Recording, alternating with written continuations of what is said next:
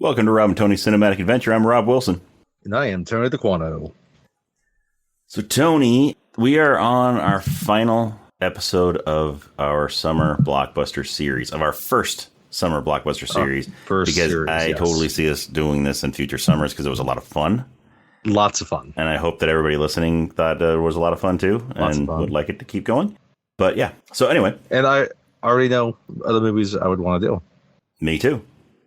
So, but yes, alas, we are on our final episode of our current summer blockbuster series. In this one, we started out this series with Jaws. Steven Spielberg's Jaws. And it's only fitting that we finish it off with Steven Spielberg, another Steven Spielberg movie.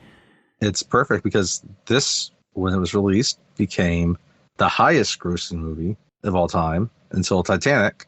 So it held it for a few years. Yeah.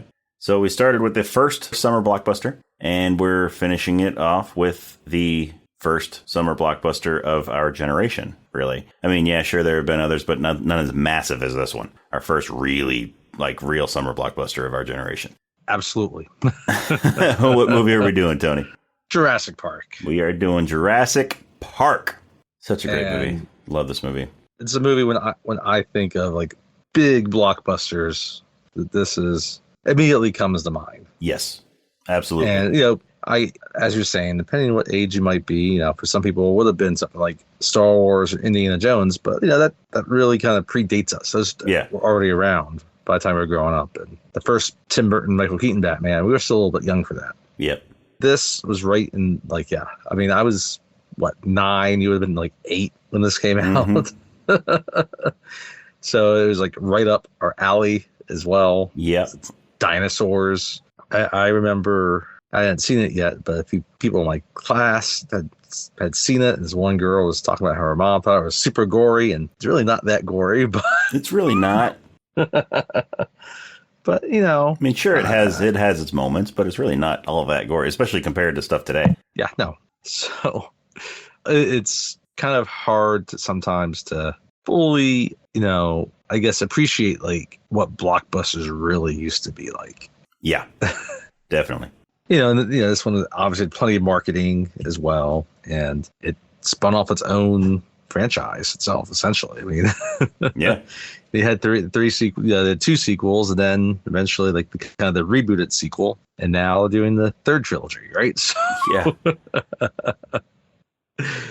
But this one's easily always the best. Yes, this one is the best of the series. So many of them. Yeah, it's kind of funny. I actually think number 2 is a little bit of a guilty pleasure. It has its moments. Yeah, it does. It's Spielberg directing it, so there's going to be some moments of brilliance to it. Yes. Right. and the third one is campy. Yes, fun. Yes. The third one is so much fun. There's so much hate on the third one. No, it's unwarranted hate. The third one is just fun. It knows what it is. It knows what it is. It knows what it is. It's got a velociraptor talking to Sam Neill. Yes. On an airplane. Yes. I mean, come on. Oh, yeah. Yeah. But the second one's got dinosaurs in San Diego. I mean, that's kind of fun too. Mm-hmm. So, yeah. But well, it's got a dinosaur in San Diego. Yes. But it does chase some Japanese, Yeah. Call back to anyway. Yeah. Call back to Godzilla. Probably won't do those ones, and that's fine. We don't have to. We might someday, but yeah. Right. But what's funny, so not to kick off, but right before we kicked off, we did Twister, which was written by screenplay was actually written by Michael Crichton, who's yes, it was most known for novels, and Jurassic Park's one of them. And I read that probably 3 times in 5th grade. I never read the book. I ended up reading Lost World after that because they wrote the sequel because it became such a massive hit, as a movie, and they wanted to be able to kind of produce somewhat of the story for the sequel, Jurassic Park, for the movie. So yeah, no, I read both, but it's been a long time since I've read them. And even watching Jurassic Park, it's probably been not 10 years. I would say about 6-7 years. It's been a while. And I watched it with Charles, and it was nice to be able to watch it anew again in some ways. Yeah.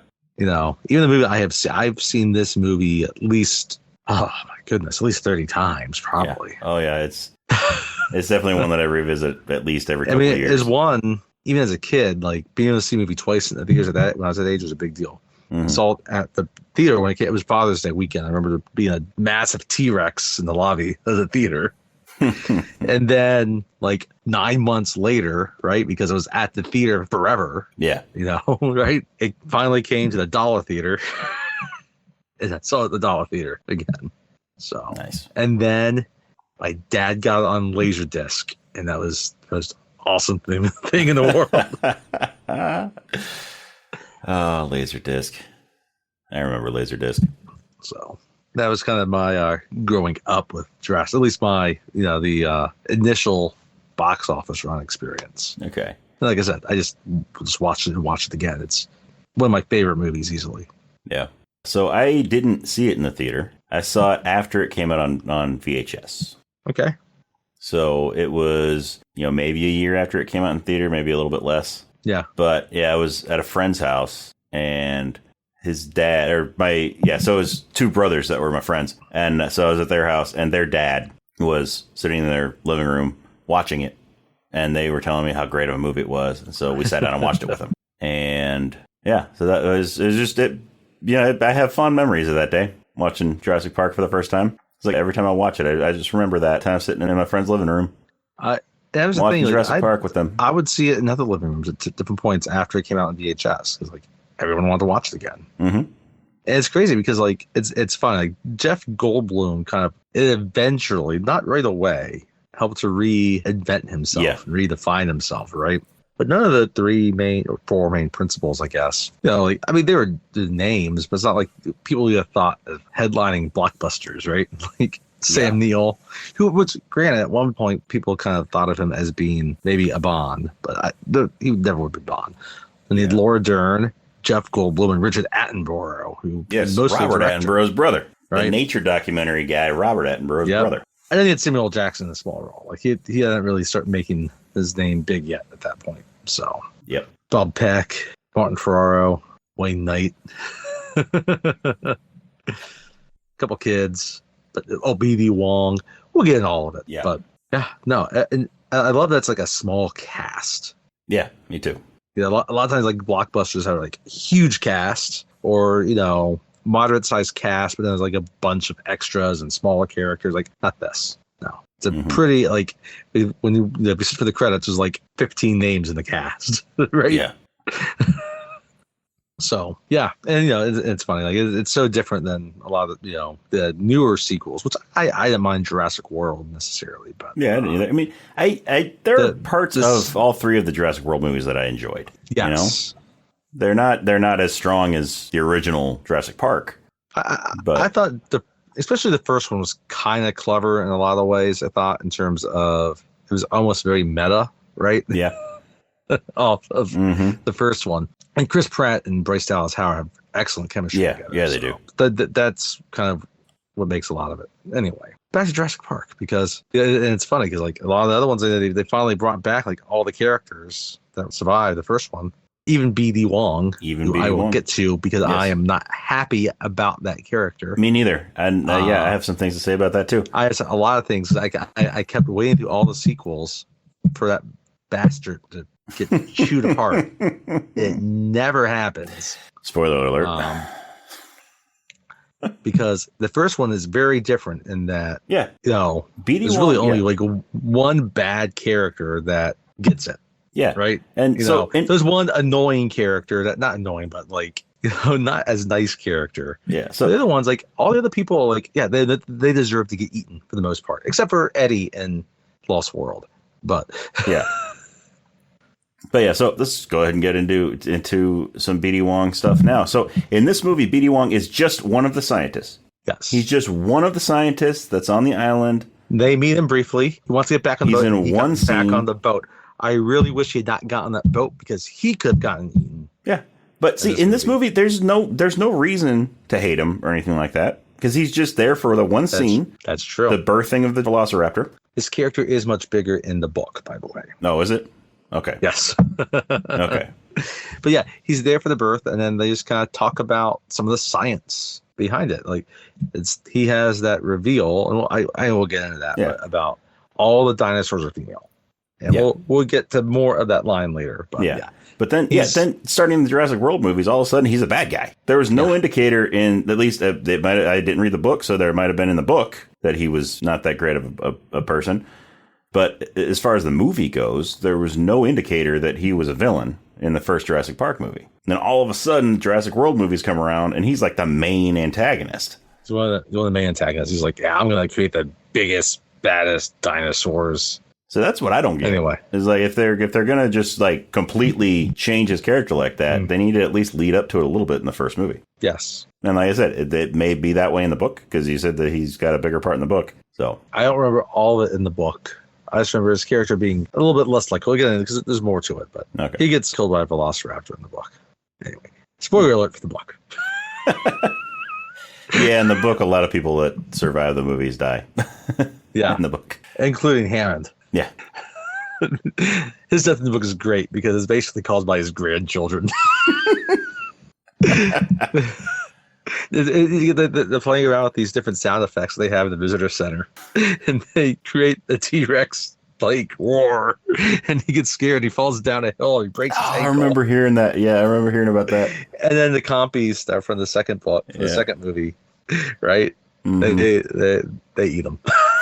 I remember hearing those are in the book, not in the first movie, but they come in the second movie. Anyway, back to the first movie, not the book. So I've always loved how this movie starts. The music is perfect. It's like the John Williams. Right. John Williams can do no wrong when it comes to a movie score. Yeah, and like the beginning of this is so different from a lot of the stuff he's done. Yeah, it's like the deep bass and it's like right, it's like okay, yeah, and the font with the red and the yellow just fits it, and then finally they got the little like bird sounds and all, like it's just the rustling, and then you get just cut into the night, and there are all these men that are lined up, they got guns. And, Before we go any farther, spoiler alert, we're going to be talking about the entire movie, beginning, middle, and end. So if you have not seen it and you don't want to be spoiled, pause the podcast, watch the movie, come back and listen. If you have seen the movie or you don't mind being spoiled, then keep on listening. Continue, Tony. So, yeah, and then all of a sudden you see this giant forklift, and it's got this massive crate on it, and they're all talking, and this guy screeching and stuff. And this guy starts speaking. It's like he's trying. You see the guy that's kind of like directing everything. And it's you see it's going into like this holding pen, right? It's nighttime, right? I like the guy that's just standing there, he's chewing gum, right? Just casually, they're just waiting, and it's funny thinking back at like looking at it. It's like okay, but hey, how did they sign up for this gig? Yeah. And then like it's like okay, what are you thinking about now? It's like they just respond to some ad in the paper about some type of security, and they got there and they found out it's securing a dinosaur. And here's the thing about this scene here. I mean, this scene establishes that the Velociraptor in this movie is the Chekhov's gun of this movie. Yeah. The opening scene, I mean, just from the sounds and everything, it's implied that it's heavily implied that it is a Velociraptor in this pen that they're moving over. Yes. And then you get the brief glimpse of the eye, a little bit of the face. You don't get a full view. You get a little bit of a view as it charges at one point. But yeah, you don't actually get a clear shot of it. But then throughout the movie, everybody seems to be obsessed with Velocirapters, espally Sam Neill. Sam Neill, yeah. Yeah, especially Sam Neill. Bob Peck, who has a very strong opinion about them as well. Yeah. And really, it kind of changes. I mean, really, the Velociraptors kind of changed the entire opinion in some ways after the initial awe of the park. Yeah. Right? The Velociraptors what kind of turns things differently. We'll get into that. And then at the end of the movie, we actually finally get to see a clear shot of Velociraptors. Yes. And get to see them in action. Yeah. They were almost everything in this movie is the best in this one, right? Like they had to try to bring him back for the other ones, and like they were never quite the same. Yeah. Especially when Jeff Goldblum's daughter uses a gymnastics move. Yeah. She beats Velociraptors with gymnastics. Anyway.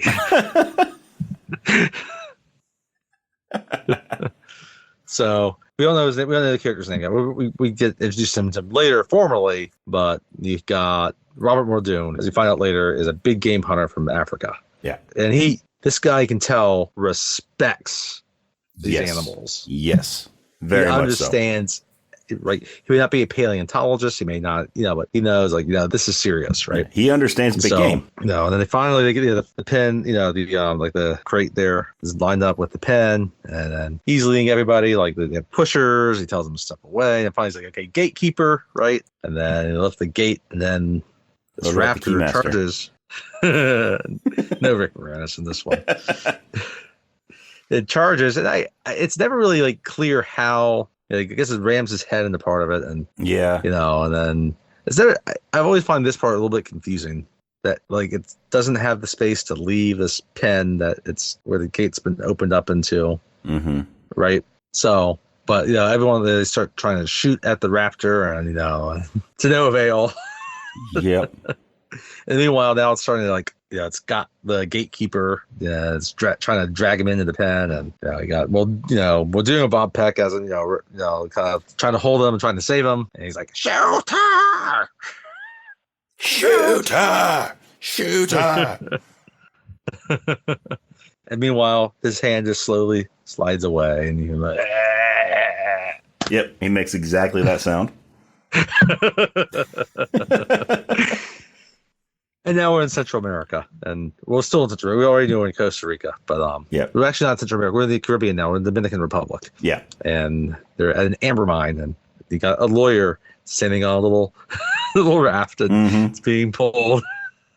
Yep, being pulled on the land. Although we don't know that he's a lawyer yet. We just know he's a guy in a suit with a briefcase. He's a guy in a nice suit and a briefcase, yes. There's this other guy. It's he's over there. He's waiting for him to come over, and he's speaking Spanish or an indigenous language to some person, and then they talk, and we see that we get this. Okay, we understand now. He's a lawyer. He's just talking about how the settlement for that guy that got eaten by the velociraptor by his family, right? All the investors and not really the investors, but the insurance now. Yeah, because of course. Yep. Because when somebody gets eaten, then they're going to need to get insurance in case somebody gets eaten again. And when you're dealing with dinosaurs, it's pretty. It's not a matter of if somebody gets eaten. But basically, he's representing the investors on the park, right? But the underwriters of the insurance are I don't know about this. Yeah. How much insurance is this place going to cover? Right. And then, we find out, they talk about this guy Hammond, right? We don't know who Hammond is yet. Yeah. Right. It's but he sounds important. It's oh yeah, well, he can't be here because his daughter's getting a divorce. I love how Martin Ferraro, right? He plays Gennaro. Donald Gennaro, right? Wonder if he's related to Holly Gennaro. That's a good question. Maybe he's her uncle. Then we should send her some flowers. Her cousin.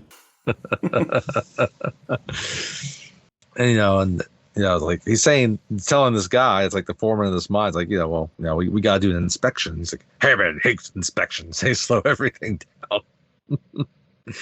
And they just start shooting off some names, and finally, some guy comes up, and they have this piece of fossilized amber, and there's a mosquito in it.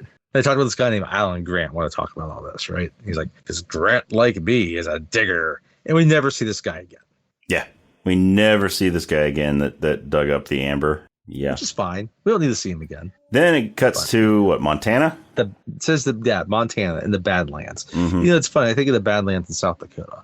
But anyway, they're dusting off some skeleton, and and it zooms up. What's interesting about this movie, right? So it establishes a lot of these things pretty quickly. Right, the movie's a little over 2 hours long, and the first hour of the movie, it doesn't really specify Montana, does it? It just says the Badlands. So the first hour of the movie, right, is you get the scene in the beginning, the little prologue. There's not much action for the rest of it. Yeah, it's all. There is some awe that happens. Yes, right, but it still moves so very quickly. There's some awe and some awe. Right, it all moves quickly, and then it really settles in. I was just kind of thinking about. Toward some of the scenes, oh wow, there's only 20 minutes left of this movie, and it feels like this scene's not that much towards the end, but it is.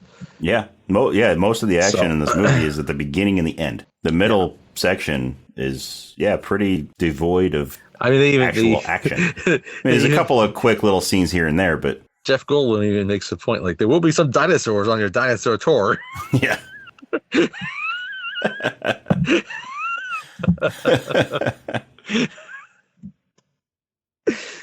Anyway, So we get they're digging up a skeleton and they're looking at it, and what I love about it too is like you can tell it's like the early '90s, and it's like computers are still kind of a new thing for a lot of people. Yep. They were to bring it up on a computer. It's like one of those old apples. They touch it, and all of a sudden it goes to snow. Right? And it's the skeleton of a velociraptor, right? Dr. Alan Grant, played by Sam Neill, is terrible with technology. Anytime he touches technology, it breaks. It breaks. So he touches the computer, he touches the monitor, and it goes fuzzy. Yeah, I like it because they have like cardboard to like kind of like shield it to for the glare, right? Yeah, he just kind of touches that, and it just he kind of just rests his hand on top of it. And then he starts looking at, he's analyzing like the it's like kind of almost like an X-ray of the underground of the skeleton, right?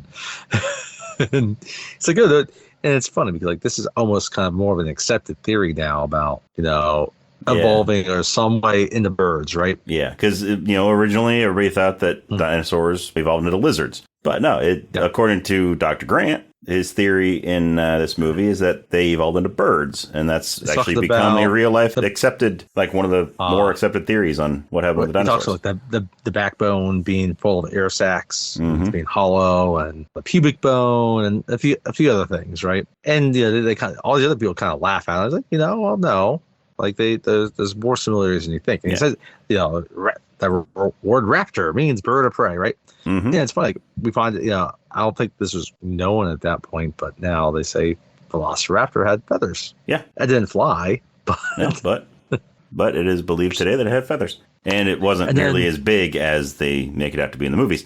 But no. And then the chunky kid kind of pokes fun at him. Yeah. Because, so it has been established that the skeleton that they dug up is a Velociraptor skeleton. Yes. And it's in good shape. And the chunky kid says, like, that doesn't look very scary. Sounds like a big turkey. Everyone laughs, and he looks at him, and then he starts talking to the kid.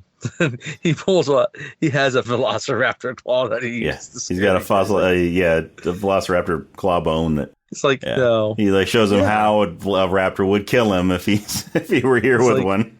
It's like, but you're staring at him, but that's when the attack comes. Not from the front, but from the side. The other raptors didn't know we're there. They're pack hunters. It's like, they cut at you here.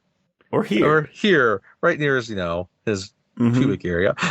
Or maybe here. And it spills your intestines. Spills your intestines out. And you're alive when he starts to eat you. And the kid, his eyes get huge. And the next scene, they're walking back to the little trailer. Real quick. So there was a theory for a while after Jurassic World came out that kid grew up to be the Chris Pratt. But that theory has since been debunked. Yes. What Hertford was the actor. He did a good job. Yeah. He was a convincing little bratty kid. Absolutely. So, there were a bunch of things in the 80s and 90s, not just that. Anyway. Yeah, I've seen him in other stuff. I've even seen him, like, as an adult and stuff. He played a cop in the show Raising Hope. Oh, okay. I remember that. Yeah. So, they're walking back, and then you have Laura Dern speaking with, Sam Neill. They're going back to the trailer. It's like, it's like, she's like... he wanted to scare the kid. He should have pulled a gun on him. And then this is where you find out that Dr. Grant doesn't like kids. Yep. He's like, you want one of those? Like, I don't want that kid. And this is also where it's established that, Dr. Grant and Ellie Sattler are in a relationship. Yep. And he's trying to list the reasons why, like, he doesn't like kids. He's like, oh, they smell. They don't smell. Like, it's like baby smell. And, I don't know, unless they poop. Yeah. But really young babies don't even smell. Anyway, young babies smell good, if we're being honest. So, but then a helicopter comes down, right? And then everyone's like, oh, they're freaking out because they got it's starting to kick up dust and dirt and everything. And he get it. And then he runs over the helicopter, and then the pilot starts pointing back towards their trailer. And I'm confused about how... Yeah. Me too. He got from the helicopter Me too. to the trailer without being seen. Yeah. I mean, I don't think he was in the helicopter when it was landing right there. I don't think so either. Which means like they dropped him off somewhere else. Go somewhere. And then, maybe they dropped him off a mile away and he walked. I don't know. Yeah. I mean, he's an old man, so I doubt he can really walk a mile that quickly. And he's got a cane with a fossilized mosquito. Yeah. I mean, anyway, they get in there and like Sam Neill sees him and he's like going through the fridge. And then he turns around and he's got a bottle of champagne. And he pops it. And he's like, hey, we were saving that. It's like, I love how casual he is. Like, for today, I guarantee it. I guarantee it. He's so happy about it. He's like, this is good shit. He's almost like, he looks at it's like, oh, they've used my money wisely. Yeah. They got some good champagne. They actually got champagne. Yep.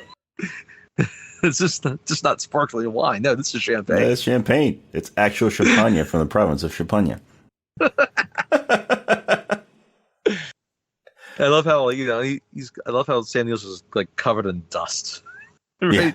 Yeah. He shakes his finger and he just blows it. It's Richard Attenborough, by the way. We'll find that Richard Attenborough out and then plays John Hammond. Sadler comes in. It's like, okay, who's the jerk? Well, actually, wait. Yeah, he introduces himself as Hammond first before she comes in. And now he's like kind of surprised, and we don't really know why yet, but it's because like he's funding their dig, right? Yeah. So then, it's like, oh, who's the jerk? And he's like, no. And Grant's like, this is Mr. Hammond. And then Sadler, she's like, oh, wait. Like, you're giving us money. You're the one giving us money for this. So, he starts pouring champagne. He starts talking about this theme park that he has. Yeah. Now he spared no expense. Spares no expense. He repeats that over and over throughout this movie. Yes. Spared no expense. But he hired one IT guy. Yeah. At least one main IT guy. Spared no expense except payroll. Well, they were his problems. Yeah. He wasn't going to pay for his problems. True. I do ask that they pay for them. Or their mistakes. Yeah. I don't blame people for their mistakes, but I do ask that they pay for them. So they're talking, and it's like, how about you like come down? I'll invite you to my island. I have an island. Yeah. I have an island. Of course you have an island. Mm-hmm. Yes, he's island rich. Yeah. Like, how often, you just randomly meet someone that says, I have an island. Yeah.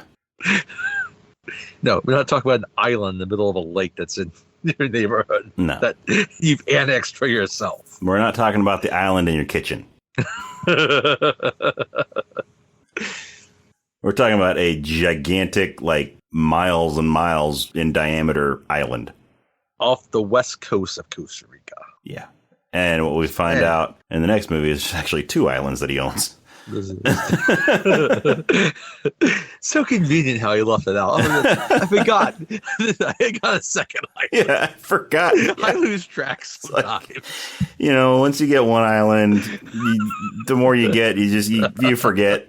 But this is also where we find out that Sadler is not a paleontologist. She's a paleobotanist. Yes. Her specialty is plants from way back when. Like, how do you get into that? I get paleontology. Like, I'm going to study old plants. Hey, some people love plants and old stuff. And so you put those two things together, you got a paleobotanist.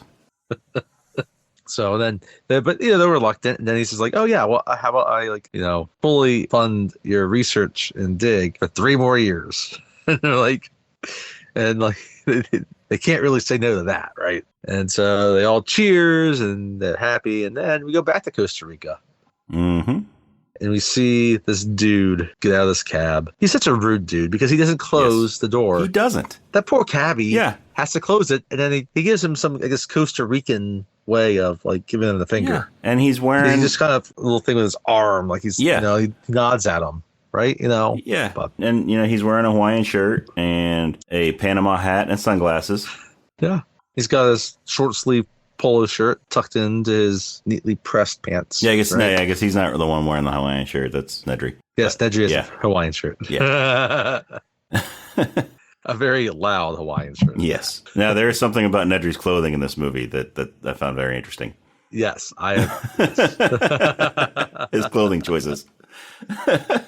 Like, what was that? I mean, I guess Spielberg was involved with both. It's very interesting. Yeah. You would think little Sean Astin would not grow up to be like that. No, but Chunk might. Or Mouth. Anyhow. Mouth might.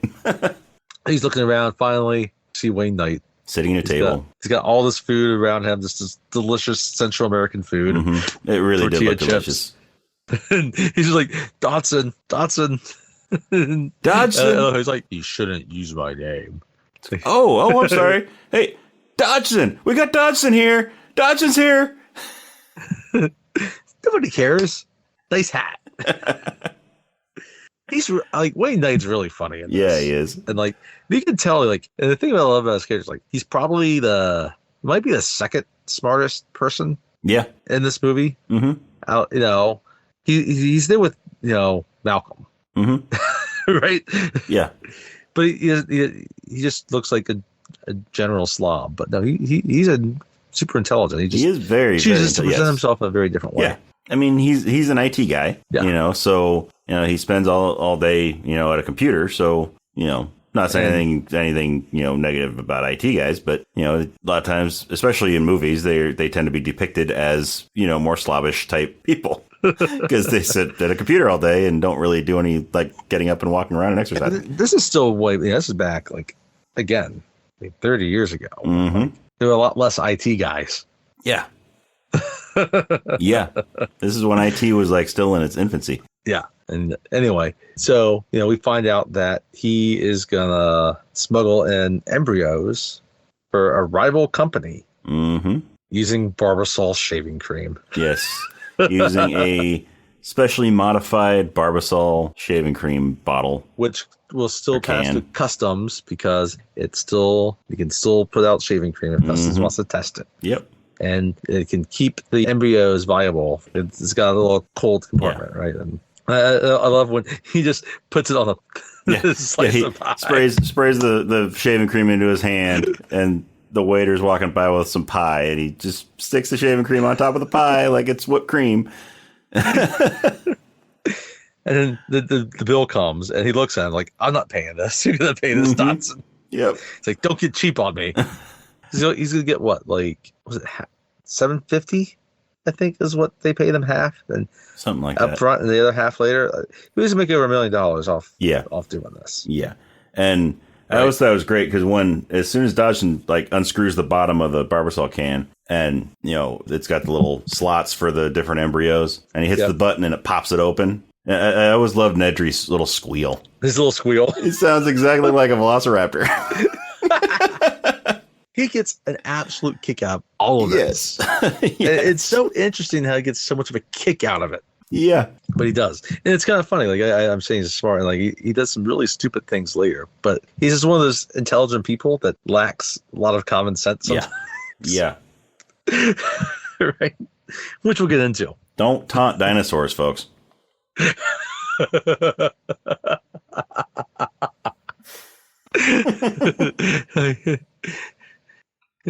Size doesn't always matter, especially when they shoot poison and have razor sharp teeth and claws.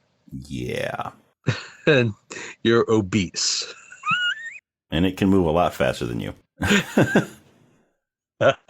Anyway, we'll get to that. That's like over an hour. Yeah, later. That's still a ways in the movie.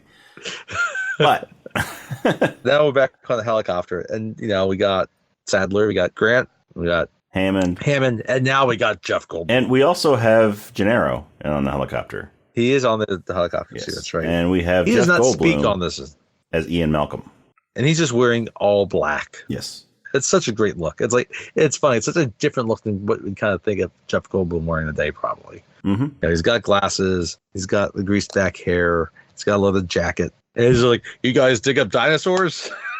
You can tell, he's kind of a facetious guy. Yeah. And he's always got some type of joke ready. And, And so, So Hammond introduces him as a mathematician, but he corrects him and says chaostician. Because he subscribes to chaos theory. It's like a whole back and forth, and you can tell he's skeptical about this island and this entire thing in general. And he doesn't know much. You can tell like he still doesn't know all about it, right? There's disagreements already between him and Hammond, and Grant and Sadler. They have no idea what he's talking about.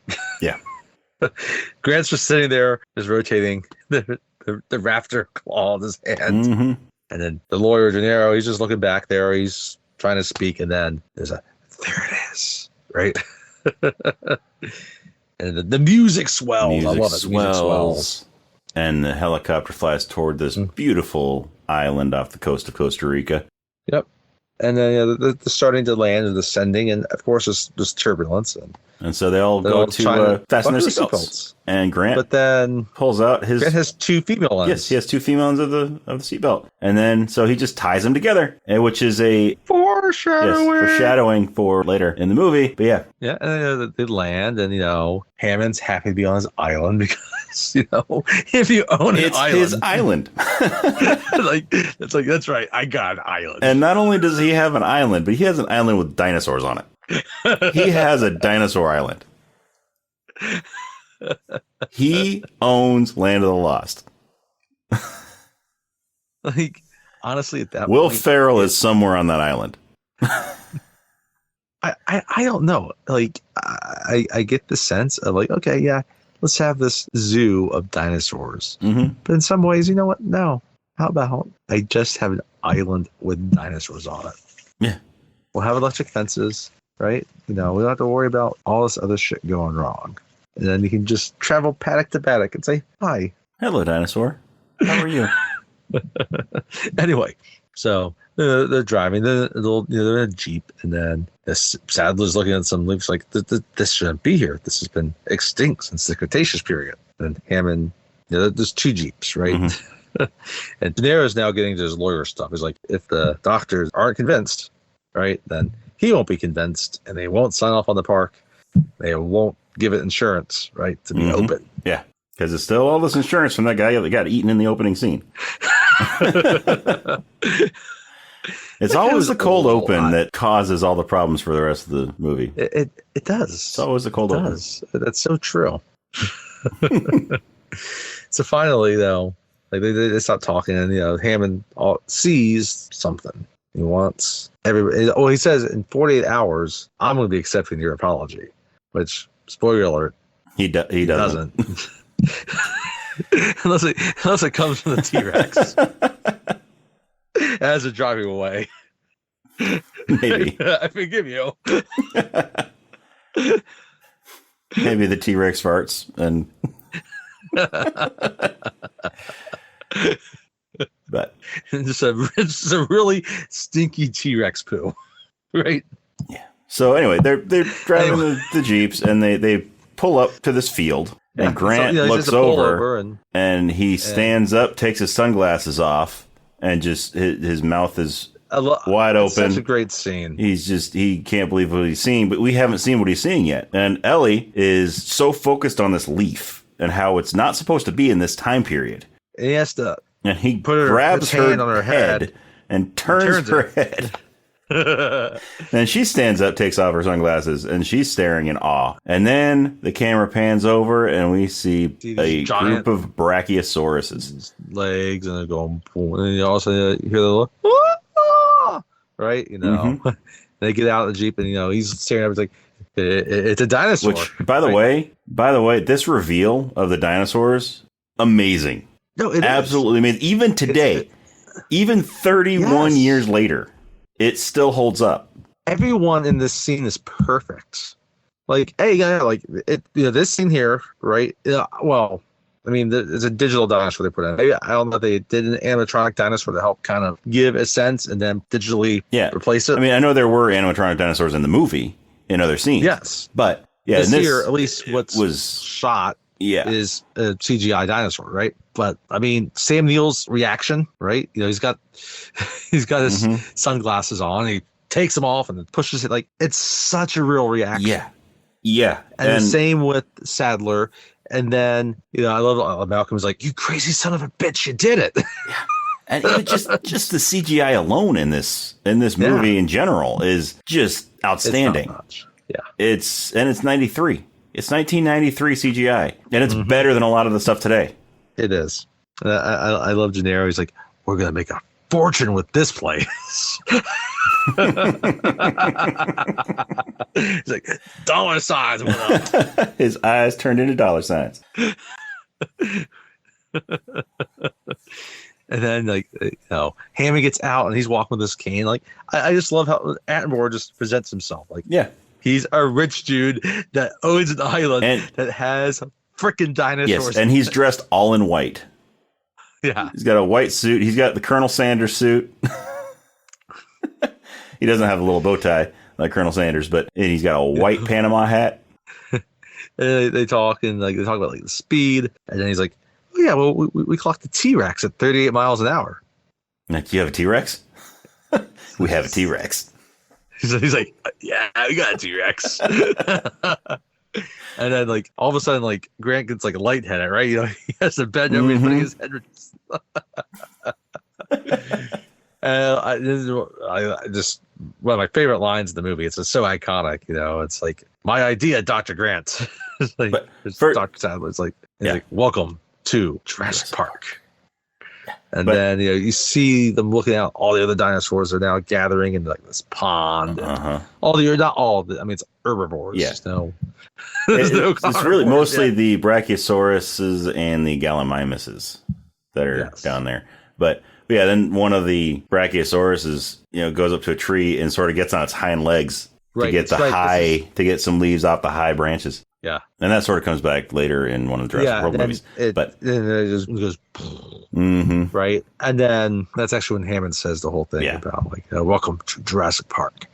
And they're looking at it. Now Grant's just so curious because he's loved these animals since he was a boy. Yeah. And it's all these things he's studied. It's oh, they're moving in herds. They do move in herds. Right? He's awestruck by it. And then, Hammond comes back over and he's like, how do you do this? And I just love the response. He's like, I'll show you. Right? He just whispers it. Yeah. Right? Terrific. And even though Attenborough did direct Gandhi, won an Oscar for directing Gandhi, and also Cry Freedom. Pico. Pico. Pico. There we go. Denzel and Kevin Kline. Anyhow. So then they get back to the visitor center, they're going to talking. And then Malcolm kind of jokes about how they're now extinct because dinosaurs they exist again, right? They go into this little room and it's on a platform that spins and they sit down in these seats and and there's a little screen, right? Yeah. There's a roller coaster bar in front of them that is up against the back of the seats. They're going to rotate around and see different areas of the visitor center, right? But first, there's a video. Yes. And Hammond is part of this video. Yes. It's hello, John. Speaking, it's well, how did I get here? I'm going to show you, right? It's but I need some of your blood. I need some of your blood. So Hammond puts his finger out there, and video Hammond takes a little pin and looks like he's pricking his finger. Oh, John, that hurts. And then Mr. DNA pops up. Mr. DNA. Now, okay, I want to know about this deal. And he goes on to tell him how they got the dinosaur DNA from mosquitoes. When mosquitoes back in the prehistoric times, they would suck the blood from the dinosaurs and then they'd go land on a tree. And then sometimes, after they landed on that tree, the sap from the tree would cover the mosquitoes and then it would fossilize into amber. We just need to know where I would look. What I want to know is there's a lot of mosquitoes that could have been fossilized that could have had any number of DNA. Yeah. Not to mention the DNA in those mosquitoes would have deteriorated in all that time. 65 million years. Yeah. That aside. The mosquito might have been perfectly preserved, but the dino DNA would not have been. Dino DNA. And also, how did they have to get a different mosquito for each type of dinosaur? Right. Well, that's the other thing. Like, how do they know which DNA it was? Like, oh, this is Tyrannosaur DNA. Yeah. I mean, maybe they just used the DNA and whatever dinosaur came out of it. They knew that that's the DNA for that dinosaur. Well, maybe that's it. So it's kind of a surprise until they see which one shows up. When you get into the second trilogy, right? You get into like, okay, they're like genetically modifying and engineering all these things, right? And they do modify these dinosaurs as well. I mean, they had to fill in the gaps with frog DNA, which is important later. And then they move on. I love it's like, oh, this is only temporary, which is I get that. I'm sure they have some type of informative video. But the other thing I always thought was interesting is like, okay, well, Hammond's the one that's like speaking to himself. Like, is he always going to be the one speaking to himself? What if he's on his other island? What happens if like just the tour guide is doing it? Do they make a different video for each employee? Or is this specific for this group, right? It could be. Maybe it's a different video for different people. It's still a year out from when they want to open. Anyway, so it moves on. The lap bars, they lock in and they go over. And now they see like a lab area, right? And they see all these eggs. And they want to see everything that's in this laboratory, right? And Hammond's like, it's sort of a ride. Yeah. Yeah, so the bars come down, and they decide, it's because you have the 3 PhDs there in the front row, and then Gennaro and Hammond are behind them, and they decide to push the things, open. Yeah, push the bars up. Kind of stops her. I love how Gennaro's like, they can't do that, can they? Can they do that? It's like you're a lawyer. They can find a way that they can do that. Yeah. And they're there, and then they see this egg that's about to hatch. Right? And I love how like Hammond's like, you should have told me this was gonna hatch, Henry. Like I'm here for all of the births. Which and then when finally Malcolm's like, well, not all, not the ones in the wild, right? And that's when we find that BD Wong, all female. BD Wong is the scientist that is overseeing the hatching of this egg. And then and that's when he says, well, they're all female. And Malcolm's like, well, how do you know that? Like, I love how he's just like, did he look up all the dinosaur skirts? Yeah. It's like, no, we just engineered them to deny them the hormone that would make them male. Because all living things are inherently female at first, and then they get a certain protein that creates the male chromosomes. Yeah. That creates the Y chromosome. And so we just deprive them of that protein. I love how Sadler, she just chimes in, like, denied them that. It's like, she's been fascinated just to watch this dinosaur being born out of a day. And she just hears, like, they got denied something. Like, they've been engineered to be denied something to make them, like, male or female. Yeah. Right? And then I love how, like, Malcolm's like, well, yeah, it's just not possible. And Wu's not catching on. He's trying to, like, joke, like, kind of make fun of him. It's like, you're saying that a group of all females are going to breed? It's like, no. But, like, that's not how nature works at all. Yeah. Like, and he goes through the whole spiel, and, like, one of his famous lines. He's not getting it. Yeah. Life finds a way. Yep. Well, even before this, like, he goes this whole thing. He's like, oh, well, there it is. And that's when Wu says, like, you mean they'll breed? It's like, no. Life finds a way. All right. And there is a way, right? Again, the foreshadowing with the seatbelt. And now there's a clue with the frogs. We're not there yet, right? And then so finally, Grant picks up the little dinosaur. It's in there, the little baby dinosaur. He's like, what breed is this? What kind of dinosaur is this? He's like, oh, it's Velociraptor. You have raptors here? Grant's eyes grow big. You breed raptors here? And we were just like, he just nods, kind of.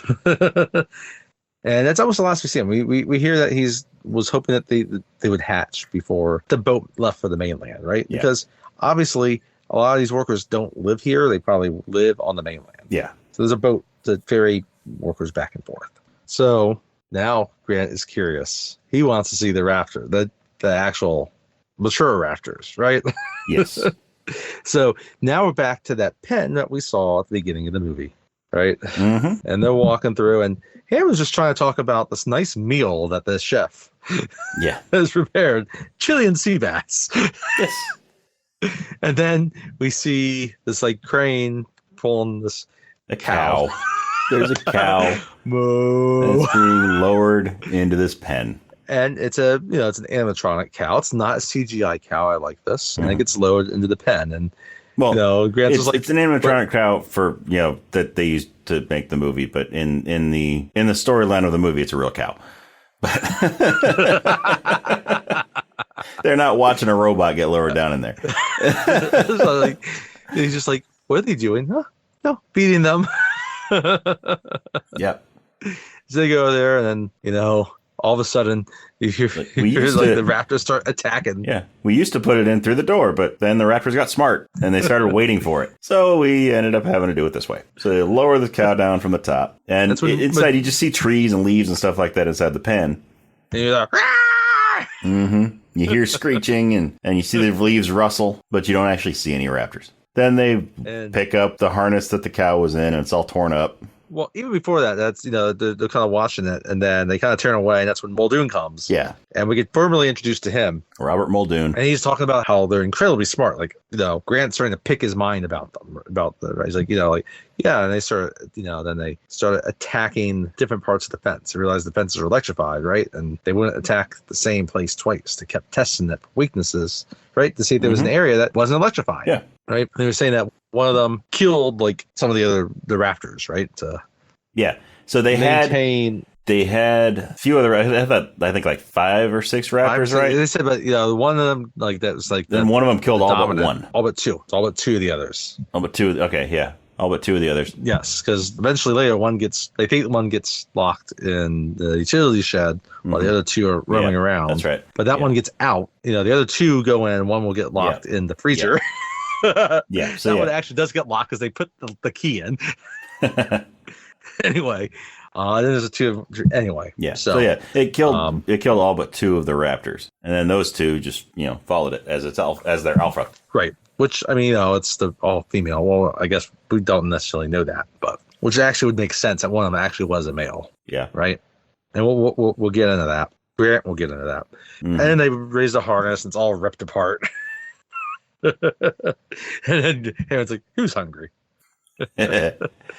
So then I love how this is this dark room with TVs, and it's like and then Hammond's just trying to talk about this is the tour. We're going to start with this tour you're about to take. Mm-hmm.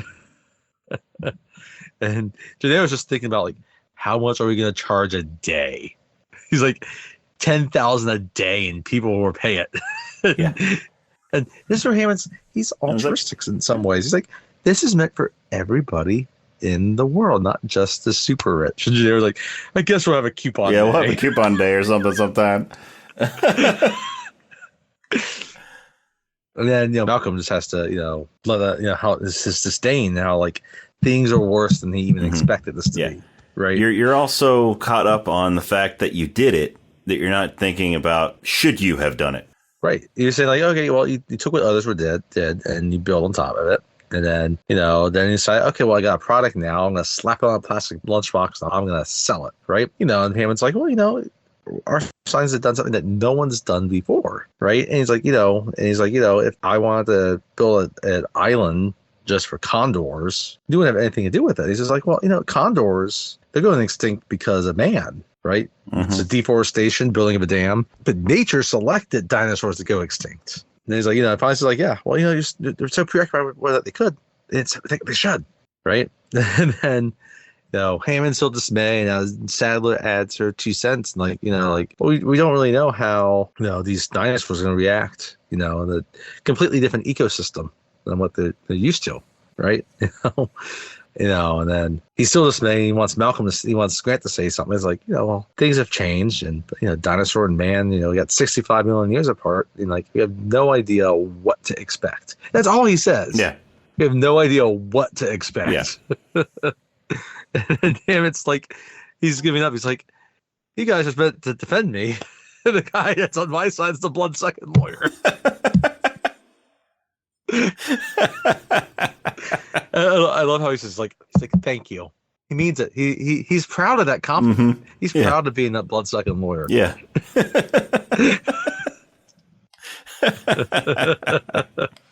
And then he gets to word that his grandchildren are there, right?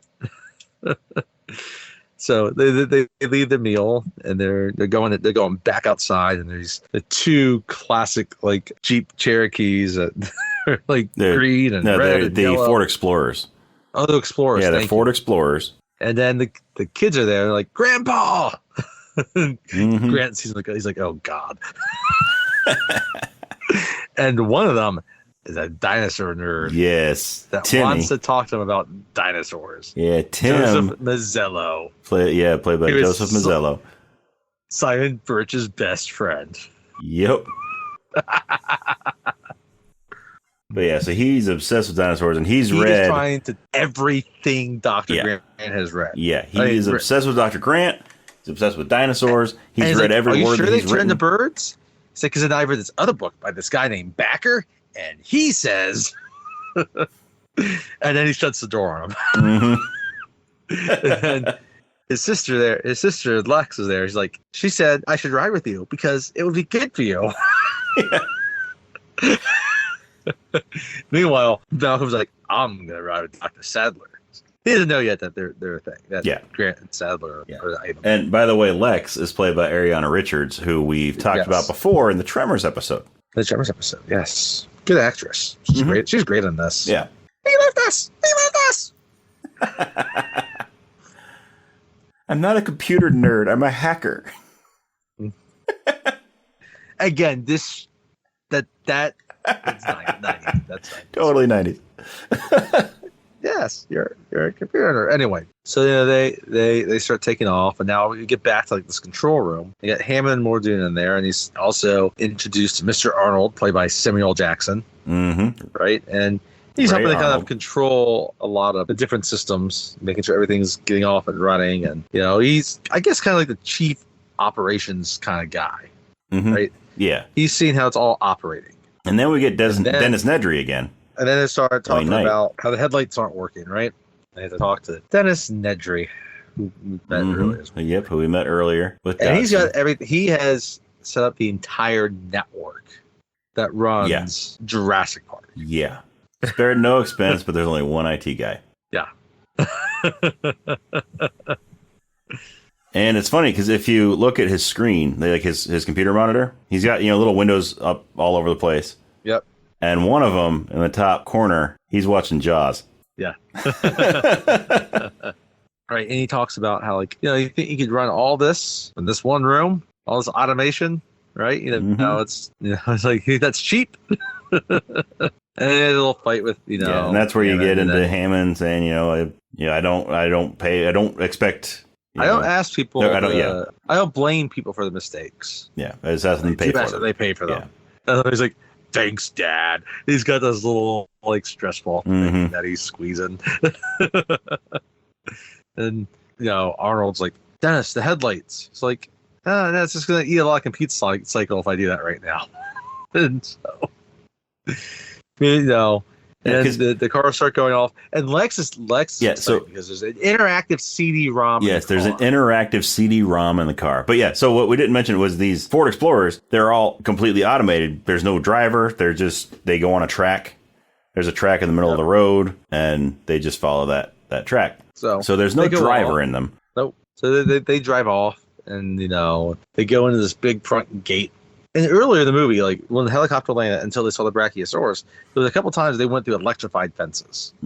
Right? So they saw those and like, okay, whatever. Then they get to this big gate, it's got these torches on it. It's almost like these Hawaiian torches, tiki torches on the side. Giant, like King Kong style gate. It's like, well, they got in there, King Kong, right? And above it says Jurassic Park. Truly going into the park, right? And then you have the voice that you're hearing is Richard Riley. Richard, he spared no expense. Anyway, they go in, and the first dinosaur they're supposed to see is the Dilophosaurus, which we find out, but they can't see poison. Will spit venom, Atari type venom that blind and paralyze. Not just blind, but kind of paralyze. Yeah, to blind and paralyze its victim, its prey, so it can feed at will. Making this a beautiful but deadly attraction in Jurassic Park. Meanwhile, they're looking, they can't see it. All they see is trees, and they can't see any Dilophosaurus. There's a dam. And this is when you get Malcolm, Jeff Goldblum, asking, are there going to be any dinosaurs on this dinosaur tour? I really hate that man. And it drives, And then he's still got like Nedry kind of arguing there in the control room. And finally, Muldoon, he's just sitting back. He's got his hand on his face. His legs are up on the desk. He's like, quiet, all of you. They're approaching the Tyrannosaur paddock. And they're sitting there, and there's still no dinosaur coming out. There's still no dinosaur coming out. So they decide to entice it with some food. So, yeah. It's just, what Arnold's like, we'll try to entice it, right? And then all of a sudden, you see this little cage pop up out of the ground with a goat. It's like, bah. And then Alexa's like, what are they going to do with the goat? Is he going to eat the goat? Is he going to eat the goat? And then Gennaro, who's with the kids, the other adults are all together. It's Gennaro and the kids, and then Malcolm, Sadler, and Grant, and the other explorer. And I love how Gennaro's like, he's like, Lex is like, yeah, he's eat the goat. And Timmy's like, excellent. And Gennaro's like, what's the matter, kid? He never had lamb chops. And by the way, in the back of the Explorer, Timmy found a box. Well, he finds that later. No, wasn't it? It's what he sees it later when it's nighttime. He's like, okay, oh, that's cool, right. night vision. Yeah, that's right, because it's not nighttime yet.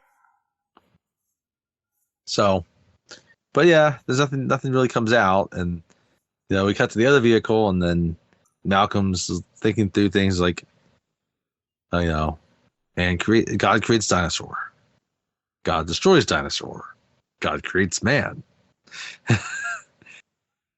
Man destroys God. Man creates dinosaur. He's like, dinosaur eats man. Woman inherits the earth.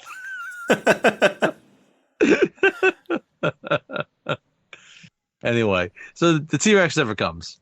So they start traveling on, and meanwhile, as this is happening, we start understanding that there's a storm that's coming. It's like a tropical storm, right? And they're not sure if it's going to hit or not. And then, well, they're still at the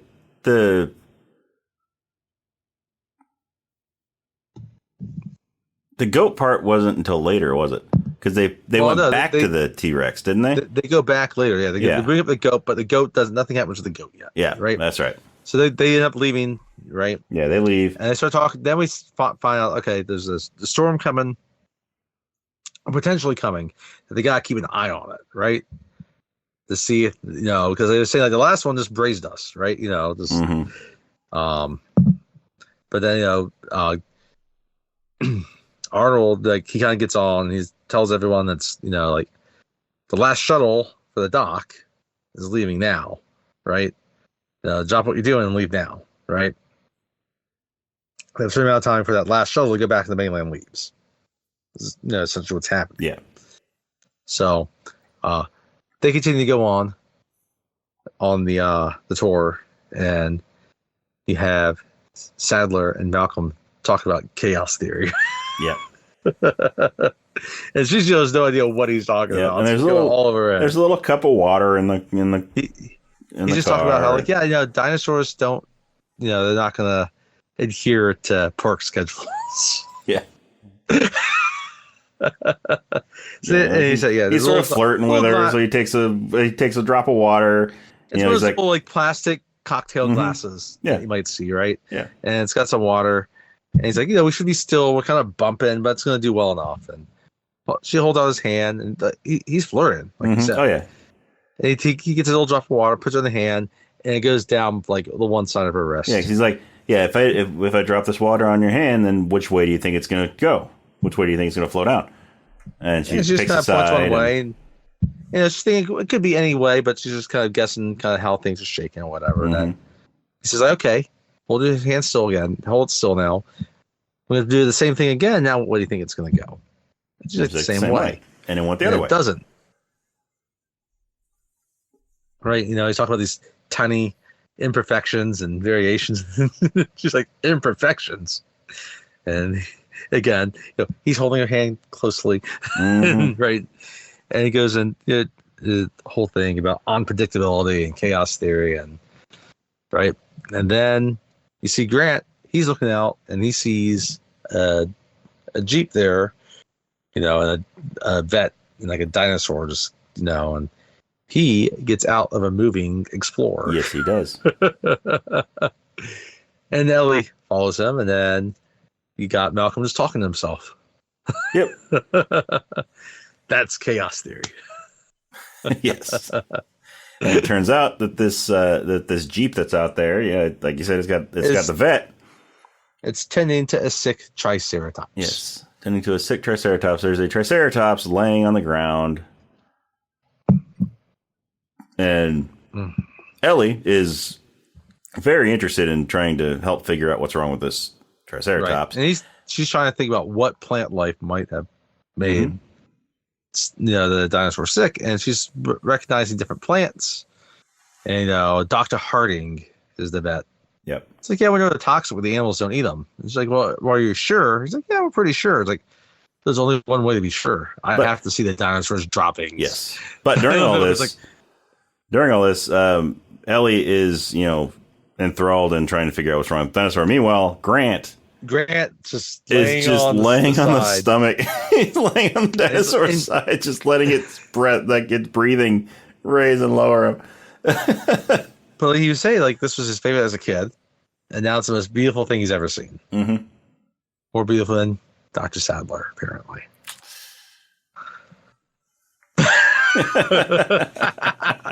No wonder they get divorced. I know, right? He wants the Triceratops. Well, I mean, they aren't married, so they can't really get divorced, but they break up. That's true. They break up before the third one. Spoiler alert.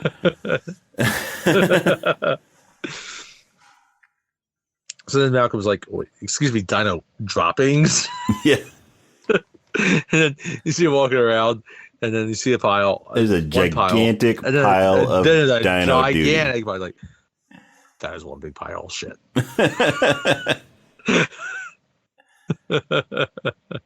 And she's got her like sleeves rolled up and these giant plastic gloves. And she's just these gloves that go all the way up her arm, and she just reaches right in there up to her shoulder. Yeah, no. At this point, like, no, it's all her shirt. Because I mean, she's got to get a core sample. And she sees no lilac berries. Just taking off the gloves. This little grit. And Malcolm's like, you will remember to wash your hands before you eat anything.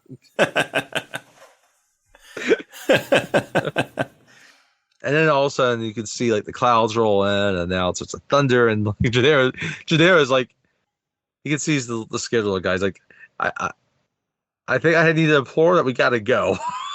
Or something like that. But Sadler wants to stay behind. And Harding's like, well, I got the gas powered Jeep. I'll just drive her back to the visitor center on the way back to the dock, right? So, we cut back into like the visitor center, and Hammond's like, 2 no-shows, 1 sick Triceratops. A little bit of foreshadowing. It's like Arnold's like, it could have been worse, John. A lot worse. Yes. Spoke too soon. Damn it, Samuel. Yep. Because that's when Nedry, he's talking with the other guy, not Dodson, but Dodson has a guy on the boat, right? He's supposed to get the samples to. Yeah, he's supposed to. He doesn't have to get on the boat. He doesn't need to get off the island himself. He just needs to get to that guy that's on the boat. Yeah. Right, and he's talking with him, and he's saying, "Oh, the captain says we gotta go." And Nedry, this is when it gets wrong. Like, "Oh, I just need 15 minutes." And then he's trying to decide, like, well, did I do this or not? But he wants that money, and so he's going to do it. And so he executes his plan to turn off the locks to the restricted areas in the visitor center. Yeah, so that he can get in there and steal the embryos. And then also all the gates that go between the different paddocks. And so to also shut down the electrified fences. Right? Mm-hmm. But he has it on a timer, right? Because he doesn't want this going off while he's in there with everybody else, right? Yeah. So he has to all want a soda. And then they all look at him, they shake their head at him. He leaves, and then he sets it for a minute. And then, he doesn't really have to go that far to where they store the embryos. No, he doesn't. Like, if one of them had just looked at 3:00, they would have seen them. Yeah. Yeah, and if the guy, so here, if the guy that he's supposed to give the embryos to is on the boat, why does he need to shut everything down? I mean, I get unlock the doors to the restricted area so that you can get the embryos. Yes, but beyond that, there's a clear pathway to the boat without having to turn off any fences or we've seen earlier shut down any paddocks. There's gates between the fences that can be manually controlled while the rest of the fence is electrified. Yeah. We saw them pass through that from the helicopter to where they saw the Brachiosaurus. Yeah. So and it's in a Barbasol can, so he doesn't even have to hide it. No. I mean, it's too bad it rains and he has no sense of direction whatsoever. But, he goes in, he steals each of the embryos and he locks it and that. And then which a couple of dinosaurs are misspelled on that, by the way. Yes. I think Stegosaurus is misspelled. Yes. We don't see a Stegosaurus. No, we don't see it in Lost World. Yes.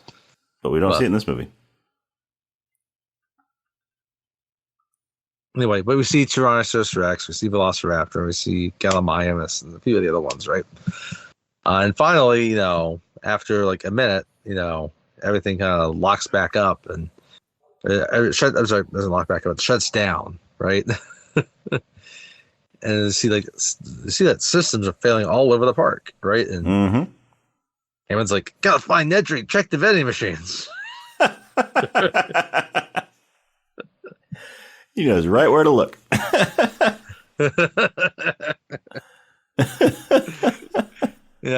Muldoon checks him, and he doesn't find him there, and it's like, oh, we got check his people, right? And it's like, really find the phones are down, right? And then they go over to Nedry's desk and trying to find a way to like reverse what he did, right?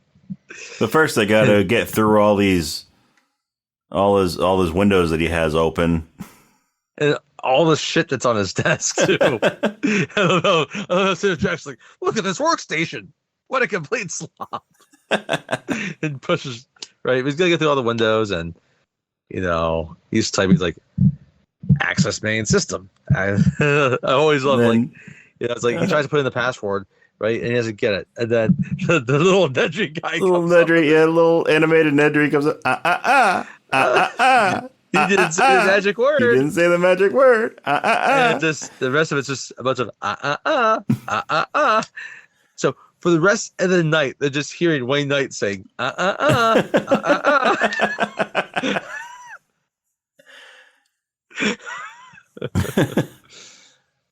And then finally, like, okay, well, where did the vehicle stop? Yeah. And we see them driving. Yeah, the vehicle stopped right in front of the T-Rex. They're driving. All of a sudden, you see the interactive CD-ROM go off. Right? And it stops. And I love how, Malcolm and Grant are talking about kids, and Malcolm loves kids, and he's always on the lookout for an X feature Mrs. Malcolm. A feature X Mrs. Malcolm, right? Because how many kids does he say he has? I can't remember. He got something like 5 kids or something like that. We meet one. Yeah. In the next movie. I don't get how. Anyway. And also then finally he starts asking Dr. Sadler, she's not available. It's like Grant's just annoyed. He just wants to get back. It's like, why? He's like, oh, I'm sorry. And that's when like everything like kind of shuts down, and like Grant's like, "What did I touch?" What I touch. So you didn't touch anything. We just stopped, right? And then that's when like you see Timmy and the other one. Yeah, he finds the night vision goggles. Yep. He's like, "Cool, night vision." It looks like, "Don't scare me." And Jared's like, "Where did he find those?" He's like, "In the box." Like, those look really expensive. Put them back. Like, are they heavy? It's like, yeah. It's like, yeah, put them back. Yeah. Are they heavy? Yeah. Then they're expensive. Put them back. But he doesn't. He keeps them on. Like, what was the arrow care at that point? Anyway, his bottom line: we're going to charge $10,000 a day, but I'm worried about replacing these $100 night vision goggles. Yeah. Right. And he sees the night vision because like Grant took out his little like water bottle and he's getting it filled up with the rainwater. Mm-hmm. Maybe that's the wisest idea. I don't know. If you're thirsty, you're thirsty. Yep. You gotta go. You gotta go. Yep. As he's looking around, and all of a sudden, he sees the goat, and then talking. And all of a sudden, he hears a boom. And then he goes to Lex, like, did he feel that? Did he hear that? Lex, and I love Daenerys like, maybe it's the power trying to come back on. But then you get that classic shot of the water cup. Boom, when you get the little ripple going, right? Going. And then he looks back at the goat. The goat's gone. There's just the little string that was tethered to the stake. Yep. It's just kind of swaying. And looks like, each of these, where's the goat? Each of these Ford Explorers has like a skylight on the top. It's not like a sunroof or a moonroof. It's just like a skylight. Yeah. Like the whole roof of the vehicle is just clear. I was like, where's the goat? And then the leg of lamb. Yes. The leg falls on top of the car. Right on that skylight. And then they all get scared, and then all of a sudden you see a little T-Rex arm clawing at the fence. And this freaks Gennaro out. It's like, oh. So and he leaves. He jumps out of the car, runs. There's a bathroom nearby, so he runs into the bathroom. There's a bathroom nearby. By the way, there is an important point he made about how potentially Jurassic Park found a way to stop people from pooping on company time. Yes. Yes, they did. Yes, they did. Yep. Don't poop on company time or T-Rex is going to eat you. Grant looks at him and is like, "What? Where do you think he's going?" When you gotta go, you gotta go. And then they see all the wires of the fence start snapping down. And they hear like a little whine of the T-Rex, and it's like, oh boy, and then it comes out. It's like, boy, do I hate being right all the time. Right? And he walks right between this scene is incredible. Is peak cinema. Mm-hmm. Peak. Mm-hmm. I love this scene. It's perfect. Yes. It's so amazing. Yes. And well done. Because again, it's an animatronic T-Rex. Yes. Is what they're using for this. And it's perfect. And then they use the music correctly. They're basically just using sound. Yeah. And this animatronic T-Rex worked so much better than the animatronic shark in Jaws. Yes. It walks in between the two. It looks around and just scoops down, goes, and you get the classic, just like that. Right? It's like, oh my. Yeah, that's when you hear that, like, oh boy, I hate being right all the time. And it's looking around the different, the cars, right? And like Grant's like, you gotta keep absolutely still. Its vision's based on movement. Not true, by the way. Yeah. That's not true. That's okay. It works. That's a product of Hollywood. It works for the movie. Yeah. Yeah. So, and then Lex somehow gets the bright idea to shine a flashlight. Yeah. If she wanted to see what was going on, she should have just grabbed another pair of night vision goggles. Like Grant's like, turn the light off, turn the light off. But she can't hear him because she's in a different car. But then Timmy's like, turn the light off, turn the light off. Meanwhile, the door is still open. Yes, the door is still open. Gennaro left the door open when he ran to the bathroom. And unfortunately, this is actually an interesting point. This point here is different than the book. So when he closes the door, right, the T-Rex hears it, right? Mm-hmm. And his attention is completely on them now. In the book, there's a thunderclap that disguises the door being shut. Ah. It's also a different character that goes on that toilet.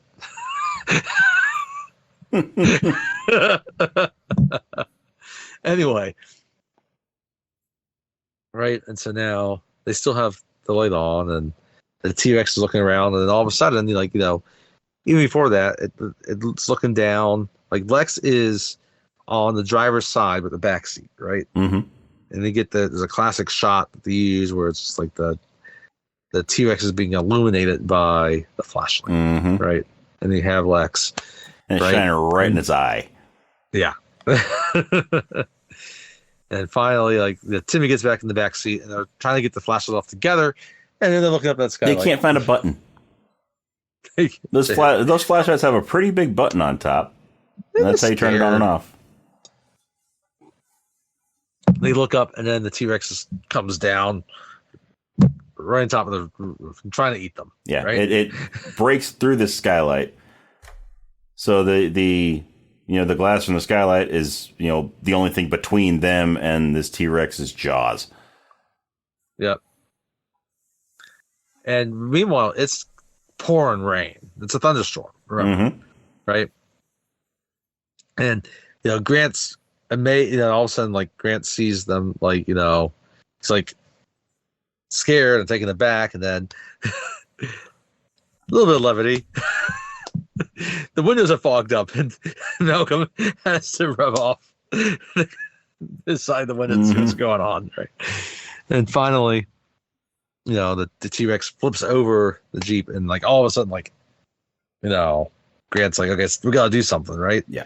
And he finds a flare in the back of it, right? Mm-hmm. So he gets out there. Raining. He's waving it. He's like, hey! And, it gets the T-Rex's attention. And, bellows at him. And then he takes a deep breath. And he throws the it all. Flare, and the T-Rex chases it. Then Malcolm comes out with another flare.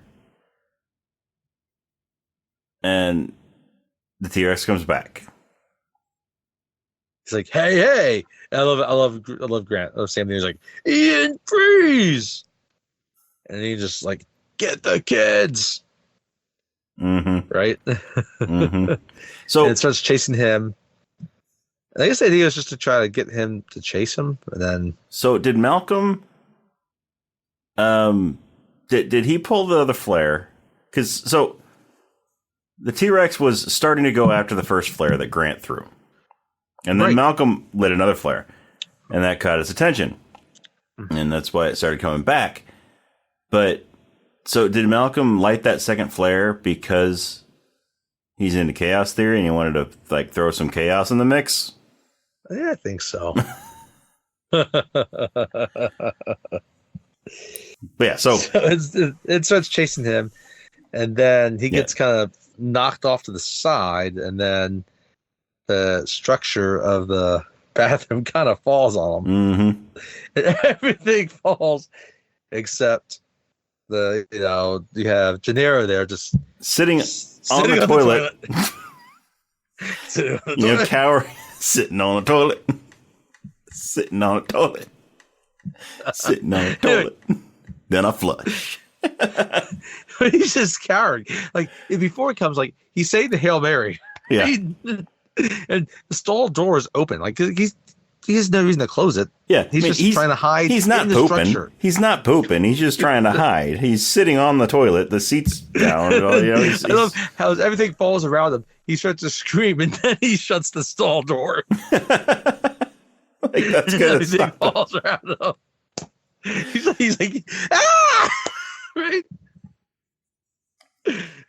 So the T-Rex comes down and just comes and just grabs him. I love how the funny thing about this, like you could tell, like they had a structure, but some of it was just like they didn't even bother to put an actual prop, like the toilet seat cover. Yeah, you could tell was painted on there. Yep, it wasn't an actual dispenser. Yep.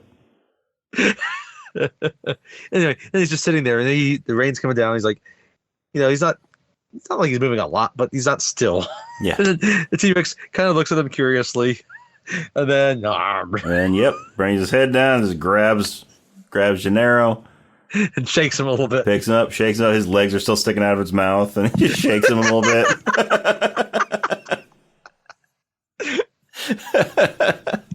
And then just tosses him back and swallows him. So no more blood-sucking lawyer. There's some pieces left because later we hear, like, I think this is Gennaro.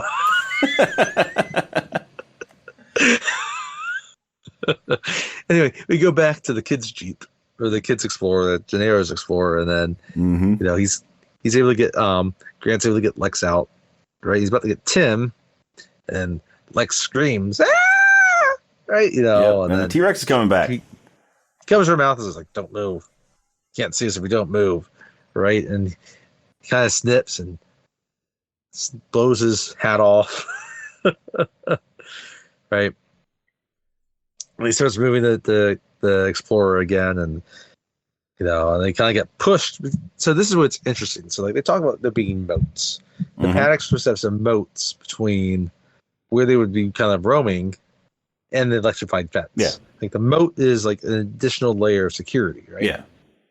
And at times you don't really get a sense of the moats, but here you do because they get pushed to the edge of the paddock, right? Or of the roadway to the paddock. And they have cables going down, right? From the fence. And so they grab one, right? And now the T-Rex is not so much concerned about eating Timmy, but just pushing the Jeep or the Explorer off, the moat, off the roadway, right? And they're able to grab a cable just in time before. Well, I think those cables are just cables that were from the fence that. From when the T-Rex, on the fence. Yeah, right. When the T-Rex broke through it, it's fallen over. So thankfully, they actually have those cables. Yeah, right. So he pushes it over, and then they're and then it's like right, and then we go back to the visitor center, right, and they're still trying to figure out what Nedry did.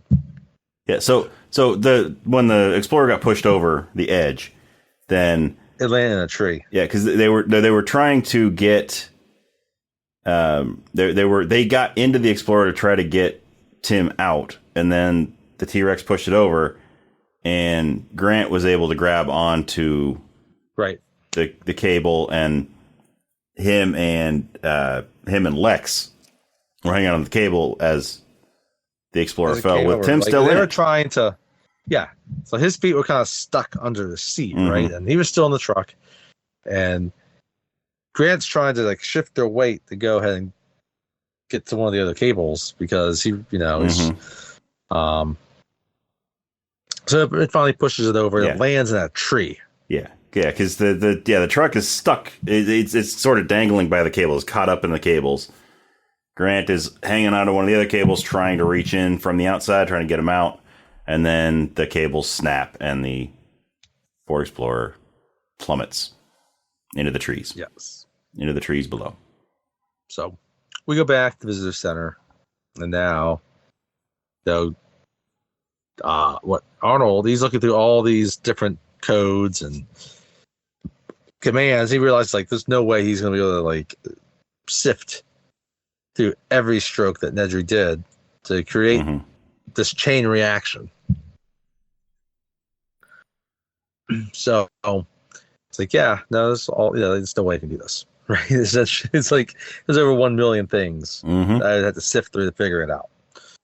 So, I guess meanwhile, while all that's happening, before that is when now we go back to Nedry. Yes, we go back to Nedry. He's got he has one of the gas powered Jeeps. Yes. And he goes through the big gate where King Kong is, right? And he goes, it's because everything's shut down, he's got to manually open it. Right. But then he kind of skids off the road. And unfortunately, he skids into the sign that points to the direction of the dock. He skids off the road because his glasses are fogging up. That's right. And so he's trying to wipe his glasses off while he's driving. And so he can't see what he's doing. Yeah, and he ends up, backing into the sign when he's trying to turn around. And so it's an octagonal sign with one single nail in the middle. So, of course, it's going to be able to spin. And it's just an arrow. It's just got an arrow on it. Spared no expense. Spared no expense except for nails and IT guys. I just love how he just spins it. It's like, okay, I guess I'm this way. It's like, come on. You should know the way to the dock. Yeah. Are you that directionally challenged? Yeah. I get that it's raining. So eventually he's able to kind of find back to where like the road is. And he has to realize he has to go down this embankment to get to it, right? Yes. So it's raining and it's muddy and so he gets the winch off, he's gonna tie it down to this tree and and all of a sudden he's just like this little thing rustling in the But real quick, before we go into this part, so just to real quick go back to our comments earlier about his clothing choices throughout the movie. Mm-hmm. So Nedry, throughout the movie, in the different scenes he's in, he's typically wearing something different each time. And each of those things is some of the clothes that the kids in Goonies are wearing throughout the movie. So like earlier on when he was first introduced, he was wearing the same Hawaiian shirt that Chunk wore. And then he was wearing the members only jacket that Mouth wore. And now he is in the yellow raincoat that Mikey wore. Yep.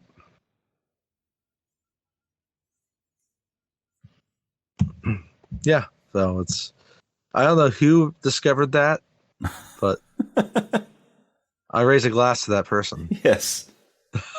Yes. That's good detail scooping. Mm-hmm. Anyway, so now he's about to get himself down the hill, and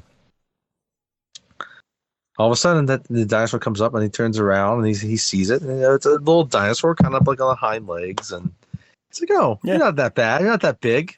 I thought you were one of your big brothers." And he gets up a stick, and that thing won't leave, and he gets a stick. He's like, Here, fetch. Like, he throws the stick, and the dinosaur kind of looks at it and then looks back at him. He's like, "No wonder you're extinct. I'm going to run you over when I come back now." Bad idea. Bad move. Right? And then so he goes and gets the winch wrapped around the tree so they can pull the Jeep out of the ditch. Yeah, he's about to climb up, and he kind of has trouble kind of getting up because he's fat.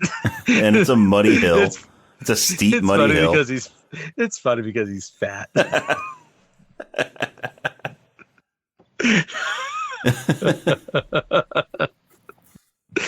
And then, he just kind of rolls back over, and the dinosaur's still there. And then he's just kind of looking at it, and then the hood pops up on it, right? And it's like, ah! Mm-hmm. And it spits his This is, of course, the Dilophosaurus that we didn't see earlier when they were driving by that. At first, it just kind of gets on like his chest area of his raincoat. Yep. And he's just kind of sticking it up, and he's like, huh? Right? Kind of getting stuck all over his hands. He gets back up, right? And then he gets to like the top of the hill, and he's like, his door's still open in the Jeep, right? And then he's next to the door. Go ahead. And when he fell, his glasses fell off. Yes. That's right. Good Yeah. point. So then he turns around, and then it shoots him in the eyes. Yep. It With the spits into his substance. eyes. He's like, yeah! And right, he's screaming about it. And then, he then turns around and then he bumps his head on the side of the car as he's trying to get into the driver's side. And he falls over, and then the barbasol can, it rolls down, and he gets covered in mud, right? But he's able to get back up, and he wipes off from his eyes, and he kind of thinks he's okay. And he gets in the Jeep, and the dinosaur's in the Jeep. And he's already closed the door, and then close the door, and it's in the passenger seat. Apparently, though, they're getting some, after the end of night. They're gonna fog up those windows like Titanic. That the officers must be really good because he definitely is screaming. Mm-hmm. And that's the last we hear of Nedry. So did he die, or did he, just get raped by a dinosaur?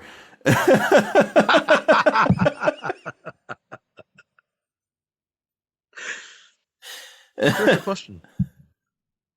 Yeah.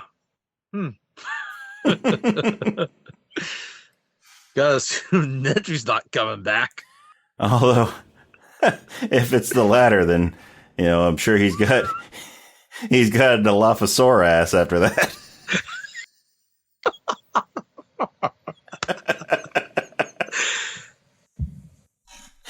I'm sorry for that joke. Back at the control room. Finally, Hammond, he's looking around. He looks at Muldoon. It's like, could you be as kind to, go check on my grandchildren? Because I realized they stopped at the T-Rex paddock. Yep. And there's no way to contact them, obviously. Yep. So, and Sadler decides to go with them. Yeah. So before Muldoon goes, he grabs a shotgun. Tree. Oh, he does. Yes. He grabs a shotgun. A Spaz 12 shotgun, by the way. They also get out of the tree before then, too. Yes. Because then, they're kind of cleaning off. They got, a whole irrigation pipe, they're cleaning off him and Lex. Now first they get to the tree that the explorer's in, and Grant climbs up there. And the whole time, before he climbs up, Lex is like, he left this. Mm-hmm. Right? It's like, but that's not what I'm gonna do. Yeah. He gets up there, he sees Timmy in the tree, and Timmy doesn't want to take his hands at first because he threw up. Yes, because he threw up.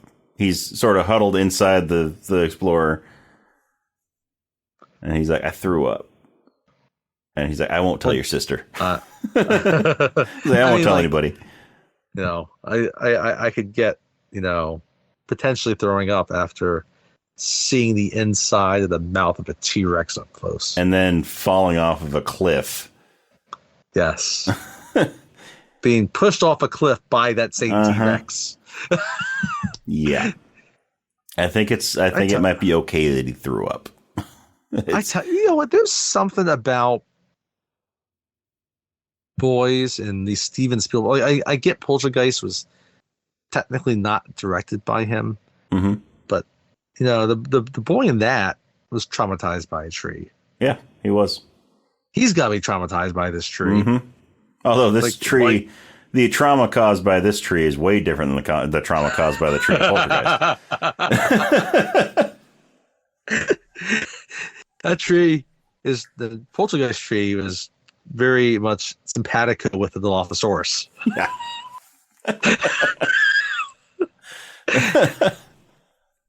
All right then. So, but they have to, at first, Timmy doesn't know how to get down because he's still scared, and he's had a pretty rough evening. Yeah, to say the least. Yeah. So Grant helps him out of the car, and they start climbing down. And then they hear the tree shifts. Branches start to snap. The branches snap because of the when they got out of the car. The weight shifted. The weight shifted because he kind of had part of it was Grant had to kind of grab onto the steering wheel, which shifted the tires, turn the wheels, shifted and then the weight. Mm-hmm. So then it's a race down the tree. Yeah, so they're trying to climb down this tree as fast as they can because there's a car dropping through the tree right above them. And they finally get down, and then Grant realizes, like, oh, they got to move a little bit, or it's still going to fall on them because, like, it kind of lands, nose down, right? But it's got to go somewhere still. So they barely get out of the way before it falls over onto them. But they get to the part where they had this, like, the skylight, so like, really a completely open area of the Jeep now, or the Explorer now. And I love it. Timmy's like, we're back in the car again. You guys like, well, they are out of the tree. Meanwhile, Muldoon and Sadler arrive back up where the Explorers were, right? And they're looking around like there's one pretty much preserved Explorer. Yep. The other one's not there. Yeah. Like, where is it? Yeah, and they're there looking were two around, here. and all of a sudden they hear some, the T-Rex like in the distance. And like, well, we have to go, right? And then all of a sudden they're looking around and they see like, I love how Muldoon's like, I think this was Gennaro. And then they move some branches and stuff, and they find Malcolm. They find Malcolm, and he like moans, and the dinosaur goes again. And he's like, oh, like this. that wakes him up. And he's like, well, what do you think our chances are, right? And they get him in the back of one of the gas powered Jeeps, and Sadler's still looking around. But dude's like, Ellie, like, we gotta go. Yeah. So they get in the Jeep, they start driving. She's like, it's in the car. And like, they're looking around, they see the footprints leading away from the car, right? Meanwhile, like, Malcolm's, he's in the back of the Jeep by himself. Yeah. And next to him, there's a big footprint that's just left in the mud. Right? And it's filled with water. Yeah, in the water, you get the ripples. And he's like, did anyone hear that? Feel that? And he's looking at that, and he's rationalizing all this to himself. It's like, you can tell, like, no, it's not good. And I love it's like, because his back's kind of like facing like the front seat, right? Like and so they come out kind of facing him. They're running towards him, right? And he's like, we gotta go. We gotta he's go. Like, come. And they went through, and the T-Rex comes from right behiund them, and they get in, and they start driving, and then earlier you get that shot of heard. Oh, go ahead. T-Rex was clocked at 38 miles an hour. Yes, 32. 32. That's 32 miles an hour. But yeah, then we get that shot of the side mirror. Yes. The objects in mirror are closer than they appear, and the T-Rex's face is taking up the entire mirror. And then it's trying to knock it over on its side. It can't quite do it. And then like Malcolm, like again, like he's sitting in the back, and like he's now leaning back because like he's trying to get as far away from the dinosaur as possible. But it's a stick shift, right? And so he's on the stick, and it's like, you got to get off. So he's finally able to get in the gear and then speed off, right? Yep. And then the T-Rex just gives up. I love Malcolm's. I was like, you think they have that on the tour? But while they're driving, while this T-Rex is right behind them, you get Malcolm going, must go faster. Let's go faster. That's right. Which is then, later used in Independence Day. Which we did talk about. As a callback to Jurassic Park. Yes. Thank you for reminding me of that. So now we get back, and there's a new tree that they've discovered, and Timmy's still not totally certain about climbing a tree again, which makes understandable. Sense. It's understandable. But yeah, so they climb up the tree. The big sister is kind of like making fun of him a little bit. He's like, you weren't in the last one. So they climb up the tree, and they stay there the night. Yeah. And then they see all these brachiosaurs, right? The next morning after they wake up. Well, even before that, because you see them the night before they fall asleep. That's right. And then like You know, That's right. Yeah, because they're sitting up there, they're watching the Brachiosaurus. and like, you know, and she's like, "Don't bring these monsters over here." And she's still, obviously, she's still scared too, Mm-hmm. right? And then Grant's like, "You know, these are herbivores. You don't need to be scared of them, right?" Vegisauruses. You know? Vegisaurus, Lex, Vegisaurus. Like, well, I hate the other kind. Like, perfect woman. Yeah. And so then, like, you know, they talk about, you know, he kind of sits down on the big branch of the tree. Then, Well, that part's in the morning, though.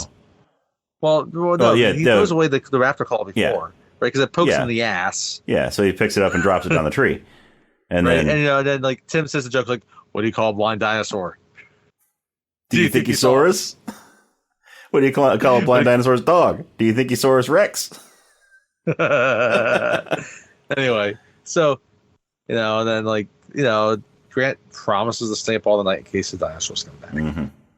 He doesn't. No. Anyway, that's not good. But he waits till the kids fall asleep, at least. He does.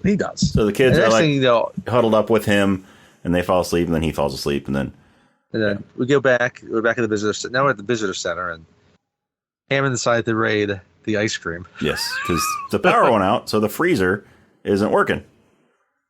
Yeah. So they've got all this ice cream that he spared no expense on. Somebody's got to eat it. Might as well eat it, right?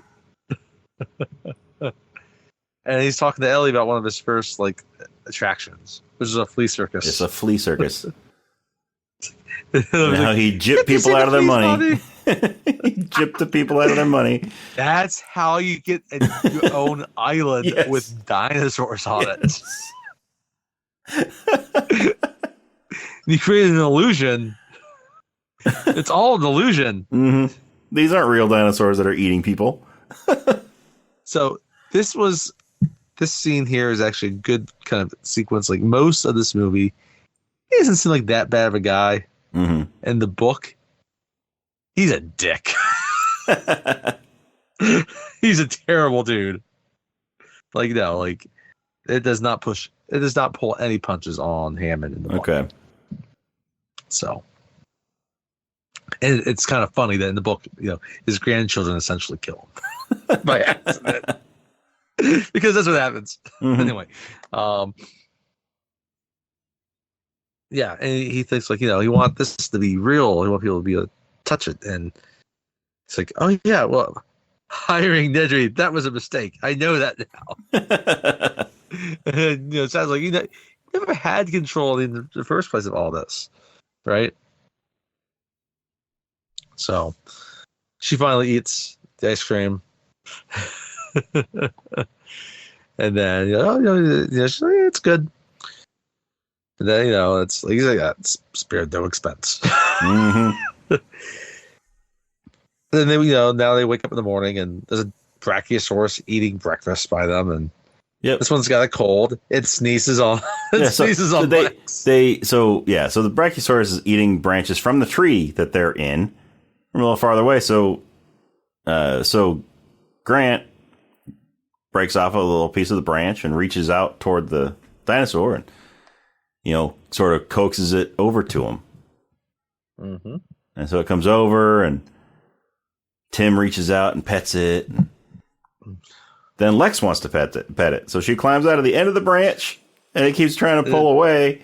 And so she's reaching out, and right before she is able to touch it, it sneezes in her face.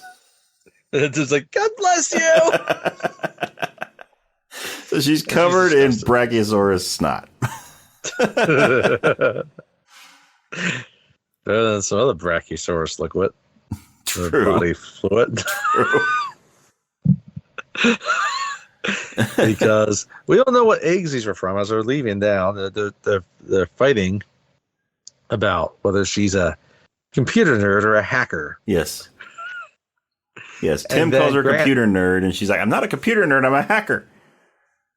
And Grant finds some broken eggs. And then Timmy's like, but Grandpa said all the dinosaurs were girls. And Grant's like, well, they used some West frog African DNA. Frogs. They used frog DNA to fill in the gaps. To switch sexes in the single sex environment. Mm-hmm. So, in case you haven't figured out, an all female dinosaurs would be a single sex environment. yes. Life found a way. Life found a way. So, Right. some of the dinosaurs have changed sexes, so they're males. Yep. And these males are finding the female dinosaurs, and they're, hooking up and laying eggs. And, well, the males aren't laying the eggs, but, you know what I mean. Yeah. And there's baby dinosaurs walking around. So, they continue on. They're trying to get back to the visitor center. Quick question, though. And, was Hammond yes. around for those eggs hatching? No. Are you sure? Not. Are you sure? Because he said he was around for every hatching. Well, but that's where Malcolm comes in. It's like, but not the ones in the wild, right? And I guess Hammond never really answers that directly. Mm-hmm. But yeah. You think he'd be down with that? If he was, then Hammond has been lying to them the whole time. Well, the book, that would make sense. So, yeah. So they continue on, and then they see this herd of gallimimuses just running. Mm-hmm. And Grant's like, "Oh, what's her name?" He's like, "Gallimimus," right? And it's like, and the other Grant's like, "It's like a flock of birds, like avoiding a predator, right?" Or, I don't know if it's a flock of birds. He's like, it's like avoiding the predator. And then the T-Rex comes in. Yep, then T-Rex comes in. And eats one of them. Yep, grabs one of them and eats it. And they end up hiding behind a log because they kind of run with this herd. They run with the herd, and then they jump over this log and they kind of hide under the log, and they switch sides, and all of a sudden the T-Rex comes in and eats one of them. One of the gallimimus is not one of the people. Sorry. Yes. Timmy's like, look at all that blood. Yeah. I love. You guys like, bet you never look at birds the same way again.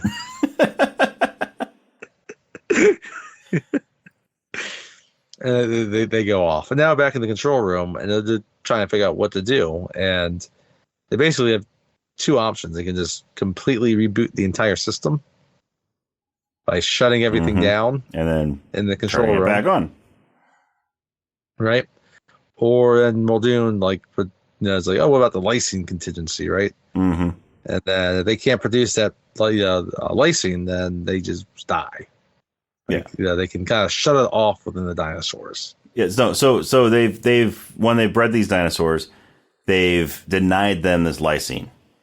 Right. And so they need to get regular injections of lysine. That's what it was. In order to survive. And so they just we can either reboot the entire system, which would shut everything down for, a matter of time until we can turn it all back on, or just don't give them that lysine and eventually they'll all die. Well, they thought that it might just shut down to the visitor center and control room. They realized that it would, cut the breaker like everything. Yeah, because at this point, there are only certain things that are down. The Velociraptor paddock is still operational. As I say later, even Nedry knew not to shut down the Velociraptor pen. Yeah. Again, going back to what you said earlier, there's the Chekhov's gun. We haven't seen him in a while. Yeah. But we'll get that line soon about that. But if they were to reboot the system, they'd have to shut everything down. There was a point where Muldoon asked about, what about the raptor fences? He's like, they're still on. Yeah. Right. It was just basically the phones, the lines, and the locks. The perimeter fences, the fences, the phone lines, and the restricted areas. Restricted areas, right? Because the power was still on. They still had lights in the visitor center. Yeah. Right. And then also the track for the cars. So, and they decided they're going to shut down the system, right? And so they shut everything off. And unfortunately, it cuts the breaker. And so, but they realized they just reset everything from there. And Arnold volunteers to do it. Yeah, he volunteers to go to the breaker Even before, even before that, when he shuts everything down, he's like, "Hold on to your butts." Yes, hold on to your butts. But he volunteers to go in the breaker to switch everything, right? And meanwhile, the kids and Grant have reached the fence of the Tyrannosaur paddock, right? And at first they're like, okay, well, they don't know if the power's still out, right? There's no way for them to know. Yeah. So he throws a branch stick, at it, which nothing happens. Here's the thing, though. Nothing would happen. Nothing would happen. Even if it was turned on, nothing would happen because the stick that he throws at it, is made of wood. Wood is not a conductor. No, it's wood not. is an insulator. So nothing would happen if he threw a piece of wood at an electric fence. I think that's all part of Grant's game. Just to be like, all right, we'll do that. Like, now I can test it to see what happens. Yeah. Just to throw those kids off a little bit more. Because he notices that the lights are off. Like the light, like there's a red light and a green. Right, yeah. Like most things, like there's usually like a light to show something's like charged or on, right? And then so he finally decides, okay, well, how about we, he sticks his hand over, and then he pretends like he's getting electrocuted. Pretends like he's getting electrocuted, and the kids freak out. And he just starts laughing. And then he smiles, and then Tim's like, that was great. Yeah, Tim starts laughing. Lex is still mad at him. And that's when he tries to see, what if we, can we like pull through the fence, right? Mm-hmm. And then they hear the T-Rex, and they start to go up, right? Yeah, so they got to climb over the fence. Ellie, she's like, this is taking way too long. I gotta go and see what's happening, right? And it's like, okay. So she gets a walkie, and then dude's like, oh, I'm gonna go with her, right? Mm-hmm. They get out, and they see that the fence to the Velociraptor pen has been torn apart. It's been torn apart, and the raptors are out. And they see footprints leading away. All right, and so they're like, "Oh my!" So they're pausing around. It's like, it's like, well, if we run, like we can make it. He's like, "No, we can't because we're being hunted." Yeah, the bus is straight ahead, and he starts walking that way, and he tells her like to run now. Yeah, so he tells her to run while he stays behind, and he's sort of acting as a distraction so that she can get away. Mm-hmm. So she gets in, right, and Hammond tries giving her directions, and Malcolm, meanwhile, is trying to tell her, just tell her to follow the pipes. And he gets her lost. And then Malcolm finally takes it back, and she finds the panel, right? And you have to throw a switch several times. You got to recharge it. You got to prime the system. Right? Got to prime it. And she finally gets it, and finally everything kind of turns on in there, right? And that's when the lights on the fence. Well, no, not yet. Again. No, because she's got to prime the system, and then she's got to flip each breaker individually. Right, but when she primes it, that's when the thing starts giving that warning, like beep. To them, right? And then she starts turning on each system to the park. Some of it's certain paddocks. Some of it is stuff to like the visitor center or the control room or the docks, wherever it might be. Yeah, it's like it's a string of like 20 different things, switches that you can turn back on, right? And the T-Rex paddock is at like towards the bottom of it. Yeah. Right. And each have like little plastic like doors. You got to kind of flip that open and then push in the button to flip the switch and turn that system back on, right? And then finally, like Grant and Lex, they get down. Text Tim.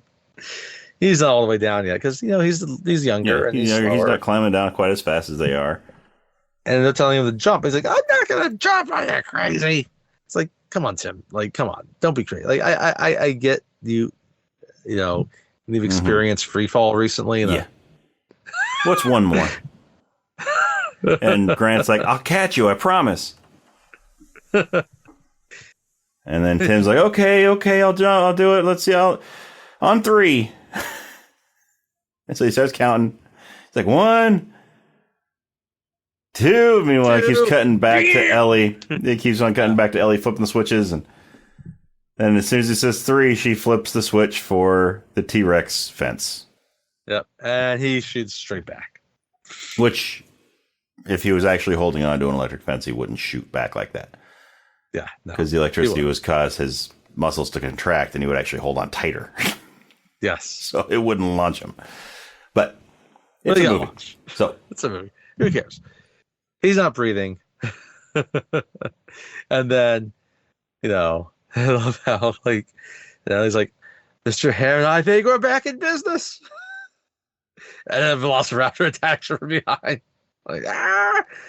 Right? And so, and she's trying to escape from it. She's got now her flashlight is kind of dangling from her side. And then she finds Arnold. She finds Ray Arnold. She backs into a little corner. She backs into a corner. She thinks she's got away from it. Yeah. It's like, oh, Mr. Arnold. Well, it's just his arm drapes over her shoulder. She thinks that he's reaching out and grabbing her shoulder. It's like, oh, Mr. Arnold, you're here. And she grabs his arm, and it's just his arm. Now we get it's tough. You like him well enough, but he's Samuel L. Jackson, and he's a brother. So yeah, I mean. Someone that's not kind of like a bad guy, he's going to die in one of these movies. You expect that to maybe be the brother. Mm-hmm. That's usually how it happens in horror movies and stuff.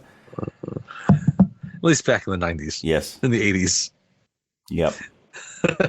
Although this one, the brother wasn't the first to die, so. No, he wasn't. So he lasted a while, Mm-hmm. It's always interesting because,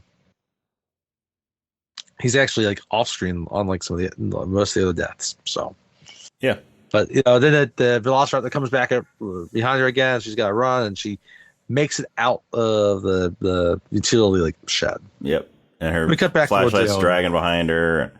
She's limping. She's trying to run, and she gets out. She's hysterical, and she's actually kind of lucky here, right? And I guess this is where it gets where this scene's always tough. So it's Muldoon. And Muldoon's a great. Yeah, I love Muldoon. He's awesome, and I think most people agree that maybe he should not have had this fate. Yeah, but he has a great final line. He really does. He really does. He really does. This does. I guess does two things. A, it kind of allows more time for Ellie to escape. Yeah. Which is kind of critical for everybody. Yeah. But it really emphasizes how dangerous these velociraptors are. Yeah. Because he has so much respect. Yes. For this animal. And he tried to show all of it. And gets outsmarted in the end. Mm-hmm. Right? And maybe if you knew the pack hunters, it would have been a little bit different. But and it's funny. It goes back to the beginning of the movie. It's try to show a little respect. He showed respect. Yes. And he still met his fate. But clever girl. Yes. But yeah, so he sees the raptor ahead of him, and he lines up his sights with a shotgun. And then he looks over and sees the one to his side, and he's like, clever girl. Even in the end, he has to give respect. Yeah. And then the raptors pounce on him. Now, I feel like maybe there is some universe of Jurassic Park where it's kind of I guess Tremors 3, where Bert comes out of the graboid. Mm-hmm. Right? Yeah, I think that's 3. Where Muldoon just shoots his way out of a velociraptor. Yeah. Or Men in Black when Tommy Lee Jones shoots his way out of the bug. In the book, Muldoon lives. So there's more raptors after him in the book. It's more than 3 raptors. And he gets himself into basically a drainage pipe. And he huddles in there, right? It's too narrow for them to kind of get into, right? So he just kind of And then they get distracted finally and he's able to get out of it. Okay. But see, I knew he survived. I knew he survived in the book. But he has such a great line to finish it off, though. Mm-hmm. He's got one of the great final lines in movies. Yep. So clever girl. It's just so weird because, like, in the end, like, you never really totally understand. Like, you know, did they know he was dead? I don't know.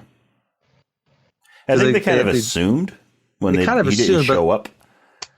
But again, they were kind of fleeing themselves. Mm-hmm.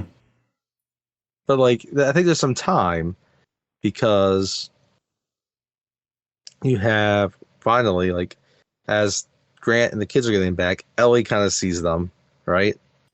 So she must have looked around and know where he was, right?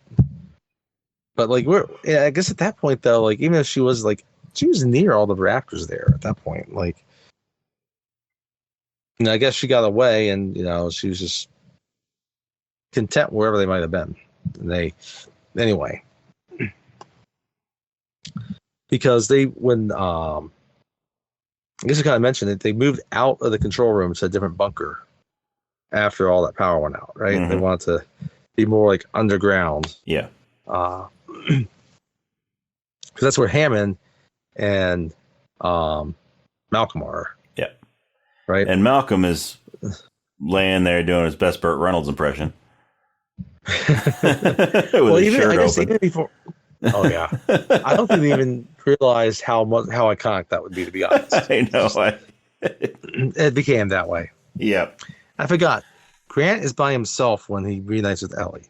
He brings the kids back to the visitor center. Yeah, and all the desserts out on the table. Yeah, right. And they're eating it, right? And all of a sudden they hear little thuds. They're eating. Timmy's eating. Lex is eating Jello. No, they don't hear the thuds. Lex is eating Jello, and she looks up and her hand starts shaking, and so it's making the Jello shake. And then they see the shadows. Yeah, on the they wall. see the shadows because there's a mural of dinosaurs on the wall. Yeah, and the shadows kind of match the Velociraptor shadows, and then this is where Grant and Ellie are back in that little bunker with the guns. Right, and it's like, well, unless they learn how to open doors, right? Which they have, right? Because they ran into like the kitchen area when they saw this, right? And they turn off all the lights and they hide, and then you see the dinosaurs and they're looking through this little like porthole that's in the door, right? And then you see it grab the doorknob. It opens it. And it starts doing like a dolphin call. It sounds like a dolphin. And it's because they use a dolphin. Yeah. To make the noise. That's why it sounds like a dolphin. And the other one comes in, right? And they kind of snap at each other. And Timmy's like, it's a velociraptor. Right? And this is, when I saw this in theaters when I was 9, this scene scared the hell out of me. Kids in peril, right? And they're crawling. And you got just like the feet and the claws of the raptors. It's all timed well. This is just perfect. And this scene, it was people in costumes. Yes. It was people in Velociraptor costumes walking around in there. I love the one where it pauses and it just taps its claw. Yeah. It's like, where are they? Yep. And finally, like, they try to, like, they hit some of the pots off the one and they have to scramble, right? And the ladle falls and it catches their attention. And finally, Tim and Lex get separated, right? And Lexus's idea, like, they realizes, like, it's on a Tim, like, it's sniffing right near him. And she gets into, like, a little cabinet and she decides, she realizes it's going to, like, reflect and it's going to not understand exactly where she is. She attacks it, it butts its head into it. It's on the ground. She's getting, so she gets out and runs. She gets out of it. But then Timmy, right, while the other raptors are kind of distracted by this, runs towards, like, the freezer. Yeah. The freezer's been open. And, like, it's... Yeah, because, they had to get the ice cream out of it. And the power's been out. Yeah. So there's all this condensation that's inside the freezer, right? So then the raptor tries to attack him, and then the raptor slips on the The raptor slips, and he's trying to get his footing on it, but the raptor kind of went, but it slipped. It slid on its side and hit the wall itself. So it's having trouble getting back up. He's able to get out in time. They lock the door on it, and they run out while the other raptor's looking at them. Right? Yeah. It doesn't chase them yet. That's when they find Grant and like Ellie, and they go to the control room, right? And they realize they gotta lock the doors, right? Mm-hmm. And they can't do it, and all of a sudden they see the raptors because even though the power's back on, the system still needed to be rebooted. Yes. They restart all the systems. And then they see the raptor's face in the little mirror in the window, in the door. And Lex, she sees it. She's like, it's a Linux system. I know this. And meanwhile, like I like how like the two adults are trying to hold the door, and Sadler's trying to get the gun with her foot. Yeah, with her foot. A shoulder strap, right? Yeah. She's trying to get her foot through the strap, right? And she can't reach it, right? And she can't really she can't go any further because they need the weight against the door. Mm-hmm. And Timmy, he's just there waiting to see what Lex does. He could go get the gun. Yeah, he could get the gun. He could get the gun and hand it to them. But no, he's just sitting there watching Lex play around with the Linux system. She finally finds the visitor center, right, and clicks on the thing, and then all of a sudden the doors lock, the phones go back on, right? They call Hammond's like, Grant's like, Mr. Hammond, the phones are working. Tell them to get the damn helicopter. And then you hear Ellie like, it's coming through the glass. And I love everyone's like, don't. He still doesn't want them killing the dinosaurs. I don't get this at this. Yeah, they're trying to eat him. They're trying to eat everybody, and Hammond still doesn't want them to defend themselves against the dinosaurs. Thankfully, there's a ladder. A ladder that's just sitting there into the ceiling. Yeah, and so they climb up the ladder, and once they get up, then Alan kicks over the ladder just as the Velociraptor is about to get to it. Yeah, and finally it kind of follows them, and then like you get the scene where the raptor's looking up, and it's got the holes in the shadow on the face of the raptor, and it pokes its head up. The tile comes through, and Lex almost falls out. Oh, one thing that we didn't mention earlier with at the Jello scene, when the raptors come out, one of them, there's a projection of the DNA strand that's being projected on the wall, and so it steps in front of that, and so you get the DNA being projected across the raptor. It's really cool. That's right. That's a good point. Thank you. But so, Grant pulls her back up, and they crawl on through, and then they get onto this scaffolding that's by the giant T-Rex bones they have, right? Yeah, because in the foyer of the visitor center, there's a big T-Rex skeleton, and there's a giant banner that says "When dinosaurs ruled the earth," right? So they're on the bones now of that, and it's going to try to get down, but then there's one of the other Velociraptors comes in. He's at the kind of level with them, and he jumps on the bones. It's a great scene. They're kind of climbing and then falling, and they finally kind of like fall to the ground. Tim goes down. The rib cage comes crashing down around him. Right, but it doesn't crush him because the ribs keep it from crushing him, just like when the car fell on him earlier. That's right. When the Ford Explorer fell on him. Then they see the other Velociraptor that was just trying to kill in the control room. He gets out now, right? And the four of them kind of huddle together. The Raptors are kind of closing in. And that's when the hero comes in. Yep. In comes the T-Rex. Yeah. Just busts through. starts roaring, and he means business. Yeah. He will always mean business. He will never lose in one of these movies. If he loses one of these movies, I'm gonna fart on the movie. Yes. Because he's he's the king of the lizards. Because this is the same T-Rex that shows up in all 3 of the Jurassic World movies. Yes. You can tell because it's still got the scars from this fight with the Velociraptors. Because, once the T-Rex comes in, the Velociraptors give up on trying to get the humans, and they turn on the T-Rex. Yep. And the first one, he just kind of like just bites down and just crushes it. Mm-hmm. The other one jumps up and he's like clawing at him. And then he's able to get him kind of like by his backside, and then he just hurls him through the skeleton against the wall. Yeah. By the way, he is not in Jurassic Park 2 and Jurassic Park 3. No. I say she, because that's the other island that he owns. Yes, the other island that is owned. There's a different T-Rex. The island they're on now in this movie is Isla Nublar.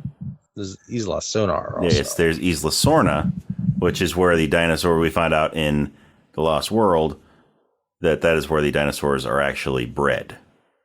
Right. And then they're moved from Isla Sorna over to Isla Nublar, where the park is.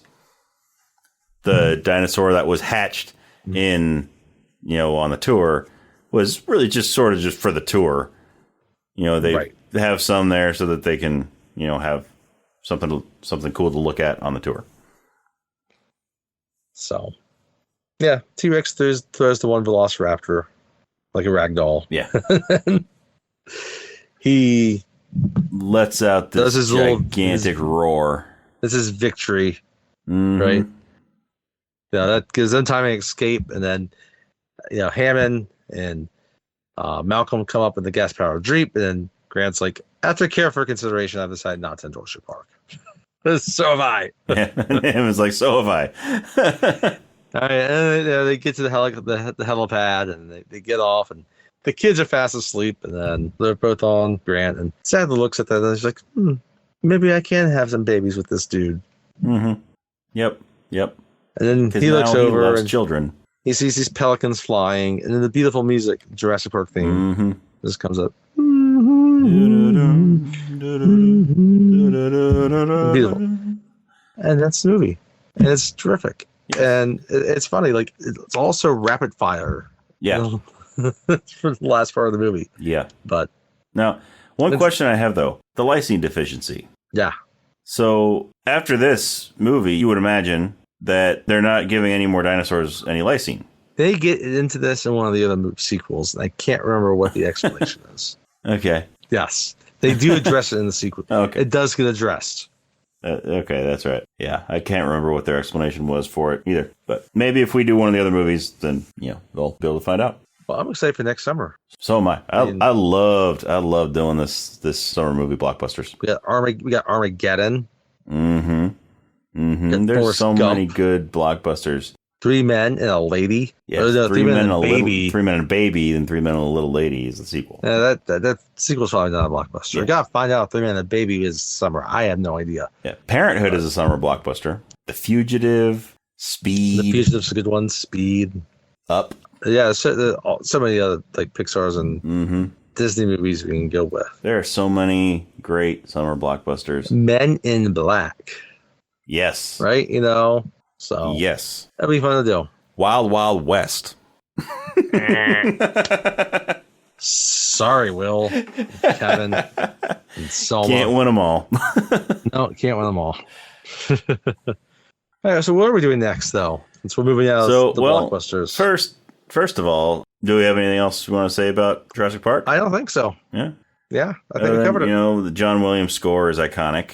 Just like every John Williams score. That's a good point. We didn't really say that because it's Spielberg and movie. John Williams is involved, and it's one of his best. Yeah, John Williams is... I mean, there's a reason he's been nominated for so many Oscars. Yeah.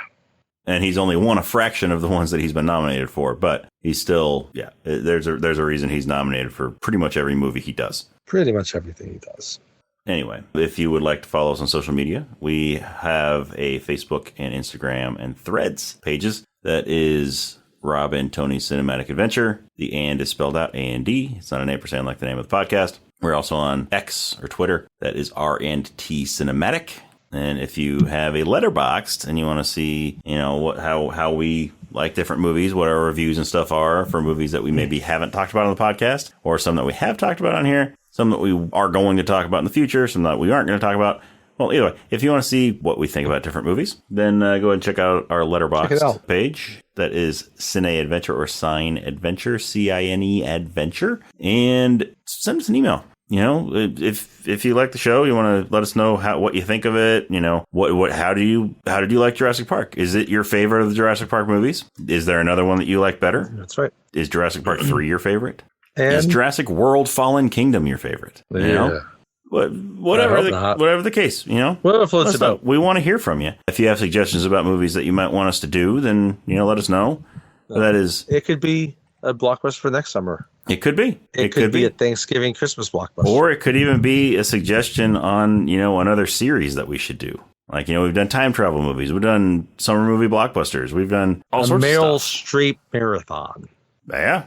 Something like that, maybe. But yeah, so our email address is robandtonycinematicadventure@gmail.com. Once again, the and is spelled out A-N-D. It's not an ampersand like the name of the podcast. But yeah, and then if you like what you're hearing here, sure, if you're a new listener, if this is your first episode that you're listening to, awesome, welcome. We hope that you enjoy it and want to continue listening to what we have to say about these movies. If you're one of our longtime listeners, if you've been with us since the beginning, or even just, for however many episodes you've been listening. First off, thank you for continuing to listen to us, for putting up with us. But yeah, if you enjoy the podcast, go to whatever app you're listening to us on, whatever your favorite podcasting app is, or if you're listening through the website, whatever, leave us, a good review and a good rating. That is how we move up in the standings, how we move up in the search, how we can reach more ears. And we want to reach as many of your ears as we can, because we know that there are more and more people out there that share our opinions on movies, maybe have a different opinion. We're okay with that. We want to hear what you think.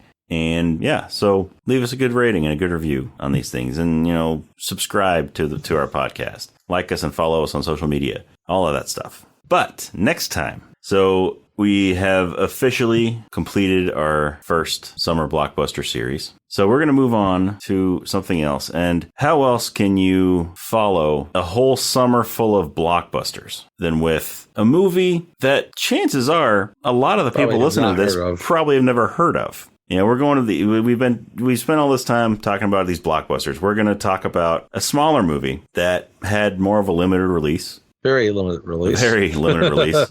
But it's a good movie. It's been a while since either of us have seen it. I think we watched this together once. We did. The last time I saw it. Yep, that's the last time I saw it too. We watched it together once in like 2009, something like that. But yeah, so we're going to watch a little movie called Trans-Siberian. So Trans-Siberian's got Woody Harrelson, Kate Mara, Emily Mortimer. To give you a sense, we can talk more about this next time, but between the U.S. and Canada, it barely grossed $2 million.